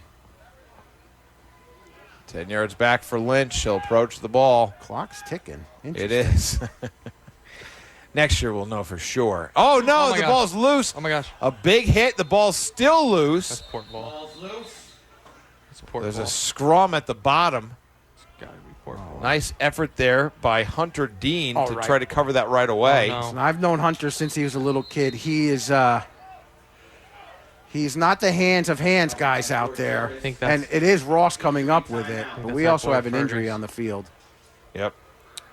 Tim Fergus is hurt. He was on the bottom of the pile there. Mm-hmm. Yes, he was. That's never where you want to be. And they're rolling him over, so hopefully it's nothing more than maybe getting the wind knocked out of him. He's a great young guy. Boy, funny guy. We talked to him last year during the season. Positive energy guy. Probably one of the best interviews we've done in the years that we've been broadcasting Port Jervis High School football here on WDLC. We talked to Tim. We talked to Constantino. Sure. Tino Proscia. And we talked to Kingsley Balbaloa. And just an incredible conversation with those guys. The camaraderie that exists in this football program was rarely more apparent than it was in that interview with Fergus. All right, he's up. TJ's up, and he's going to leave the field under his own power. That is extremely encouraging. Looks like he's holding his hand or his wrist. Remember, last year he had those yellow gloves. This year he opted for the red, very sharp look. And it looks like he's holding the thumb. So let's hope maybe he just got a stinger in there. Coming off on his own power. Not feeling too good, but making his way to the sidelines. Yeah, he's looking at his hands. Those are nice gloves. We have 5:12 to play here in the fourth quarter, presented by Brace Landscaping. Port Jervis in control on their way to their second consecutive blowout victory. So the confidence will certainly be high going into the bell game, fellas. You know, absolutely. To have that Thursday night football game here at Gwinnett Field, it'll be very exciting. I think Port needs to shake off some of the situation here today. Obviously, they'll learn more about Ivan Figueroa. and Anthony Theodore. But, yeah, big work to do on Thursday here at Gwinnett. First down play, handoff Carroll Dolshin. And Dolshin will gain about 5 before he's wrapped up. Right side, tackled by Jordan and You know, despite all the yards Dolshin has today, Beacon has done a very good job, like, keeping him contained. On these small inside runs, you know, he's not breaking them, like, each run for 15, 20 yards. He's getting the solid 4 or 5 yards every play. And, I mean, for Beacon's defense, that's what you gotta shoot for. I mean, Dolshin, he's one of those kids. I had written down he's averaging last week 13.9 yards a carry. Ouch. Jeez. Ouch. Yeah. Those are monster numbers. Yeah, he ran for 8 rushes for 100. And lead block on this play. How about Dylan Fox down the near sideline for a huge gain to the Beacon 25? What a run by the sophomore Dylan Fox. Well, here's, and backing up what Ethan had to say there, if you're Beacon and you know your skill set, you have to decide defensively, you know what? We can't stop all of Port Jervis's power, but we're going to concentrate on one. And obviously their concentration was on number 30, and even concentrating on him, he's still averaging 4 or 5 yards a carry this afternoon. That time, Fox takes it down all the way to the 25, pick up a 20 on the play, and Dolshin leading the way as an extra tackle. Nice block downfield. Am I crazy, or do some of the kids on Beacon have different colored pants? I think you ate too many tacos, young man. Too many walking tacos? All right, what do you see, E? Let's try to do a little. Yes, no, you're absolutely right. Look at 50 compared to 0. Yep, 0 and 1. Yep, those are different shades of navy. Or it could be sweat. Yeah. oh, yeah. By the way, want to give a shout-out to Mary Kozlowski, just gave us an update. Port Jervis Little League fall ball, minor softball leading Middletown 6-1, if I read that correctly. Mary, let me know if that's a final or if that's just a current score. So the Raiders of Port Jervis high school football, they have a 54-20 lead over Beacon. Here's a handoff to Carroll Dolshin, and he has the jumping effort of sophomore Mason Supple is what it takes to bring Carroll down at about the 12-yard line. And, that was a trap play left. And Dolshin decides, I'm not going to follow my blocks. I'm going to go right. And I think that's something that he's going to learn as this season progresses.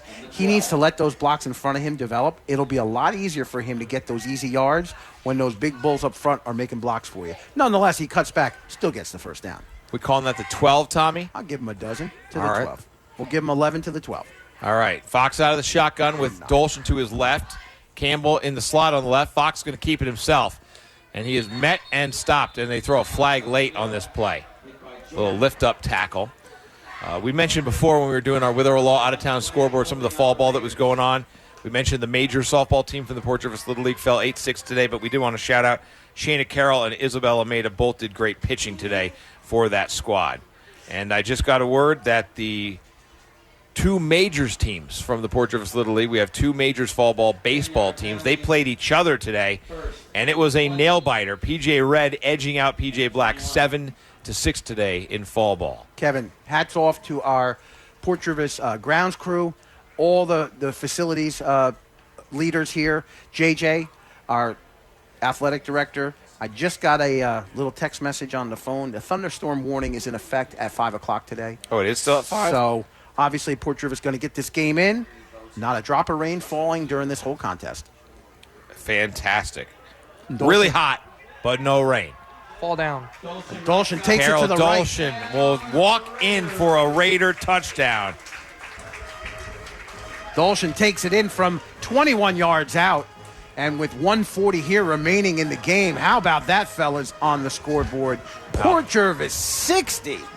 60. Last time we saw a number that big was when Port Jervis put the beat down on Marlboro, 71-0. That's true. And E, I think Carroll heard you. It's like, I can only get 4 or 5 yards at a clip. Watch this. Watch this, E. And here comes Alexa Bennett to try the extra point as we approach 90 seconds to play in the Brace Landscaping fourth quarter. As Port Jervis enjoying a massive lead here at Gwinnett Field. And Bennett slices the uprights for the extra point. 61-20, a 41-point advantage for Port Jervis. Through 2 weeks of the season, the Raiders have put up 109 points on offense. Now listen, if we're being honest, the competition level they have played is not the tops yet. They'll see 2 significantly bigger and better schools the next 2 weeks. Three in a row. Throw in O'Neill. You got Port Jervis is hosting Middletown. Yep. Big time. That's double A. And everything goes out the window. That's correct. The spectacularness of that game just carries itself. Then you got the closest to Route 6 rivalry.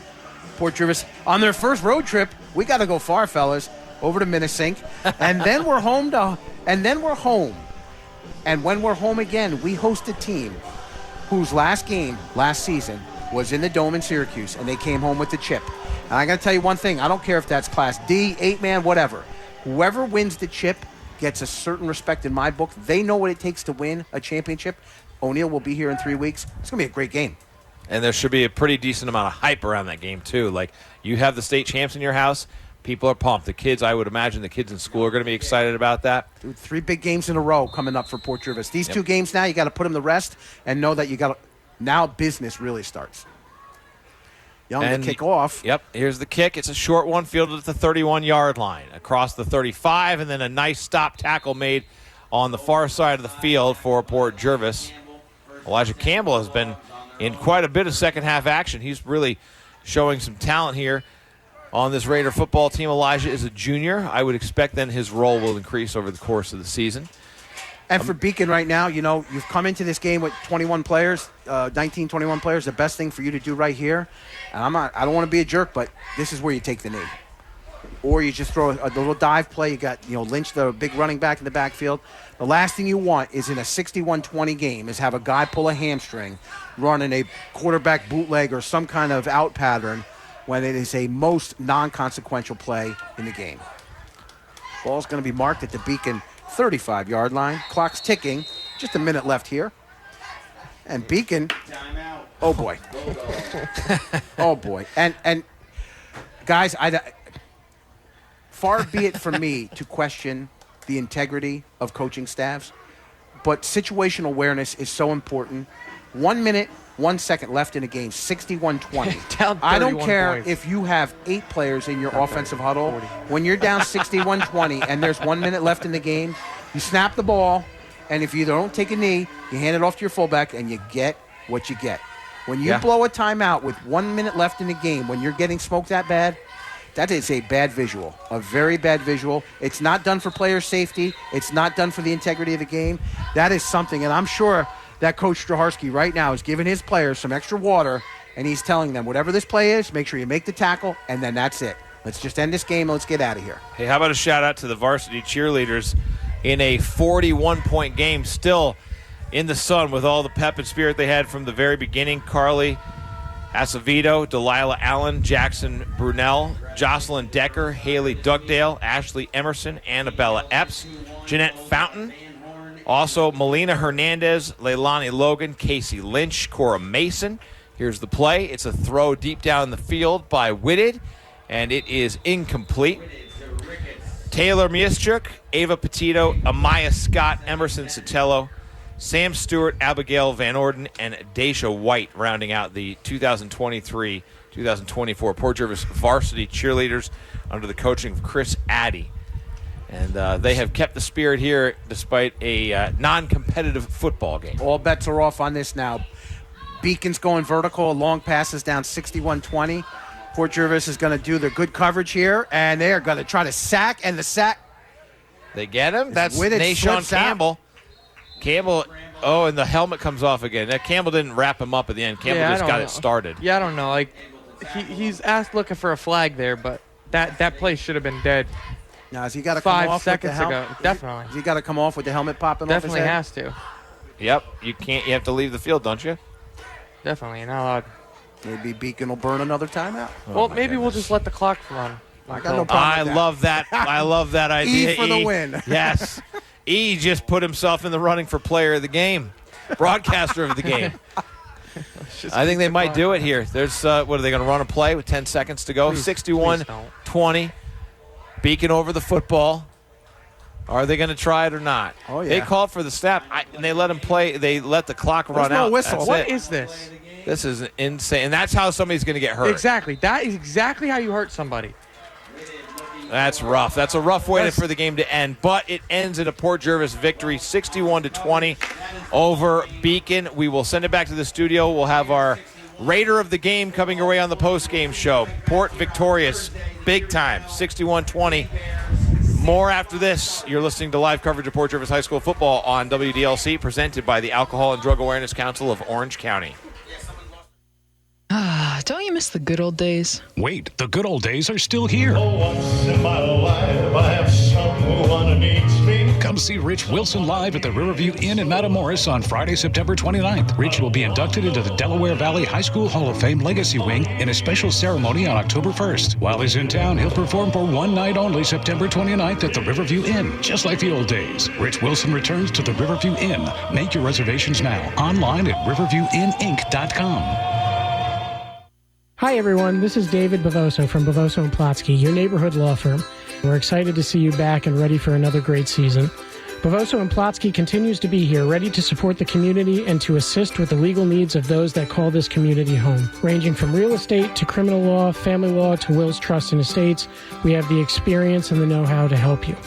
If you should ever need us, please don't hesitate to call or email. Thank you and enjoy the game. For more information on Bavoso and Plotsky, go to portjervislawyers.com. You got some projects planned for your house? Oh, yeah. You got time to do them? Yeah. You need to call Brace Landscaping. They do all kinds of landscaping and property maintenance, masonry work, fence installs, and more. This winter, they'll be offering snow removal, too. Don't put off those projects. Just hire a pro. Call Brace Landscaping. 845-253-4440. Find them on Facebook at Brace Landscaping. Hey, do you need a ride? Dial 845-856-3544 for Bucky's Taxi. They serve the entire tri-state area with local and long-distance taxi service. Now, whether you just need a ride to work or maybe your family needs a lift to the airport, Bucky's Taxi can get you where you need to go. Bucky's Taxi takes great pride in their transportation service. That's why they keep their cars clean and their drivers safe. The next time you need to be somewhere, call Bucky's Taxi, 845-856-3544. A time of loss is a time for families to gather together for strength and comfort. It was a sudden loss for all of us. Fortunately, we had each other. You have us as well. With a range of choices and services available, we've been helping families through their time of loss for generations. Gray Parker Funeral Home, our family serving yours since 1924. It's Raiders football right here on WDLC Country. Your final score is Port Jervis 61 and Beacon 20. Another blowout victory for the Raiders, 109 points to start the season on offense, and a big league victory for the first time out against Beacon here. Raiders will look ahead to the Bell game against Middletown here at Gwinnett on Thursday, September 14th, and then they go on the road to take on Neversink Friday, September 22nd, and then they're right back here at Gwinnett to host the defending Class C state champion O'Neill Raiders on Friday, September 29th. I'm Kevin Halpenny. I'm here with Ethan McElroy and Tom Faggione in the booth, Jeff Anderson and the Wizard Gavin Burt back in the studios. Fellas, it was a big blowout. Lot to like about what the Raiders did today. Logan Morris looked awesome. The defense continues to impress. I was very, very impressed by the efforts of Jaron Rodriguez today.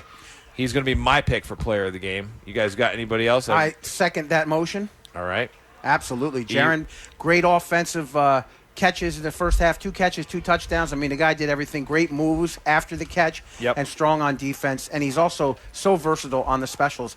Number 2 is our number 1 player of the game because you know what? He never leaves the field. That's true. E, you got anybody else you want to throw into the mix? Yeah, there? I would either say between Logan and Maddox too. I mean, those two on offense, it's fun to watch. You know, it's one of those things where it's like you could sit there and you could just when you know Logan's throwing the ball to Maddox, it's special. It's fun. It's fun to watch and it's exciting, very exciting. So I would give both of them my player of the game. I'll tell you what, it's interesting to watch what Logan has to work with. You have your burner in Jaron. You have your tight end style, real tough, good hands with Maddox. Then you've got Carroll Dolshin that you can give the ball to and let him just wreck people. Ryan Ross can pretty much do the same thing in just a smaller frame. Or you could throw to those guys too, and then we didn't see him in the second half because he was hurt, but Anthony Theodore can do pretty much anything. Yeah, that kid, I think if Anthony would have been stayed this whole entire game, we would have seen a lot out of him today. So Jaron and Logan and Maddox get the honors for the end of our game today. And, of course, unfortunately, the win is a little bit overshadowed by the injury to Ivan Figueroa. 2 years in a row that Ivan suffered what appears to be a pretty serious injury. We hope that we hear something better, either tonight or over the course of the week. Our thoughts are certainly with Ivan. He mentioned before, the kid just pours so much into this. Pours all of it into football, wrestling, good family, good kid, captain. It just stinks. There's no other way to put it. It's just a bummer to see something like that happen to kids, who put so much effort and they want to be out there on the field with their teammates. They want to win, and then something like that happens. It just takes them out. We'll walk away from some positives. Obviously, Ivan being taken off on stretcher, taken to the hospital to get looked at. Two things I did see which were optimistic. Number one, before he got on the stretcher, he was able to put a little bit of weight on that leg. Not a lot. So obviously, if just that alone gives me some hope to say, okay, let's wish for the best there, number one. And number two, post-game I heard that perhaps they were looking at his knee, so not so much the repaired ankle that he broke. So let's just hope maybe there's a stretch or a strain. I mean, listen, all we're doing is we're putting our positive energy into him because, like you said, positive energy to a positive energy kid right there. So we wish him all the best. And Anthony Theodore, that kid's tough as nails. We didn't see him in the second half. He took a big shot to the leg last week, and last year he was dealing with a lower back injury. So let's hope he can heal himself up because Coach Straharski said it going into this season.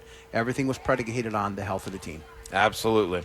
Couple things just to wrap up our final Withrow Law out-of-town scoreboard update. We mentioned it before a couple times. Middletown, big win over Goshen, 55-28. That's who Port sees next. Ethan in the booth is licking his chops. Wonder maybe there's a spare set of pads he can get out there, after these two games to get into another Bell game.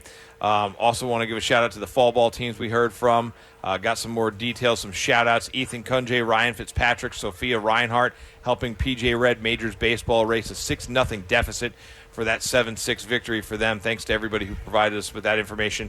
Want to say a big thanks to the folks who gave us some of their time for our pregame and halftime interviews. Jaron Rodriguez and Chris Hicks, the senior captains. Head coach Damon Stryharski, athletic director J.J. Gass. Jeff Anderson back in the studio along with the wizard Gavin Burt. And, of course, the local businesses who make this all possible. Attorney Matthew D. Withrow, Masters Pest Control, Bucky's Taxi. Also thanks to Brace Landscaping, Little Pediatrics, Gray Parker Funeral Home.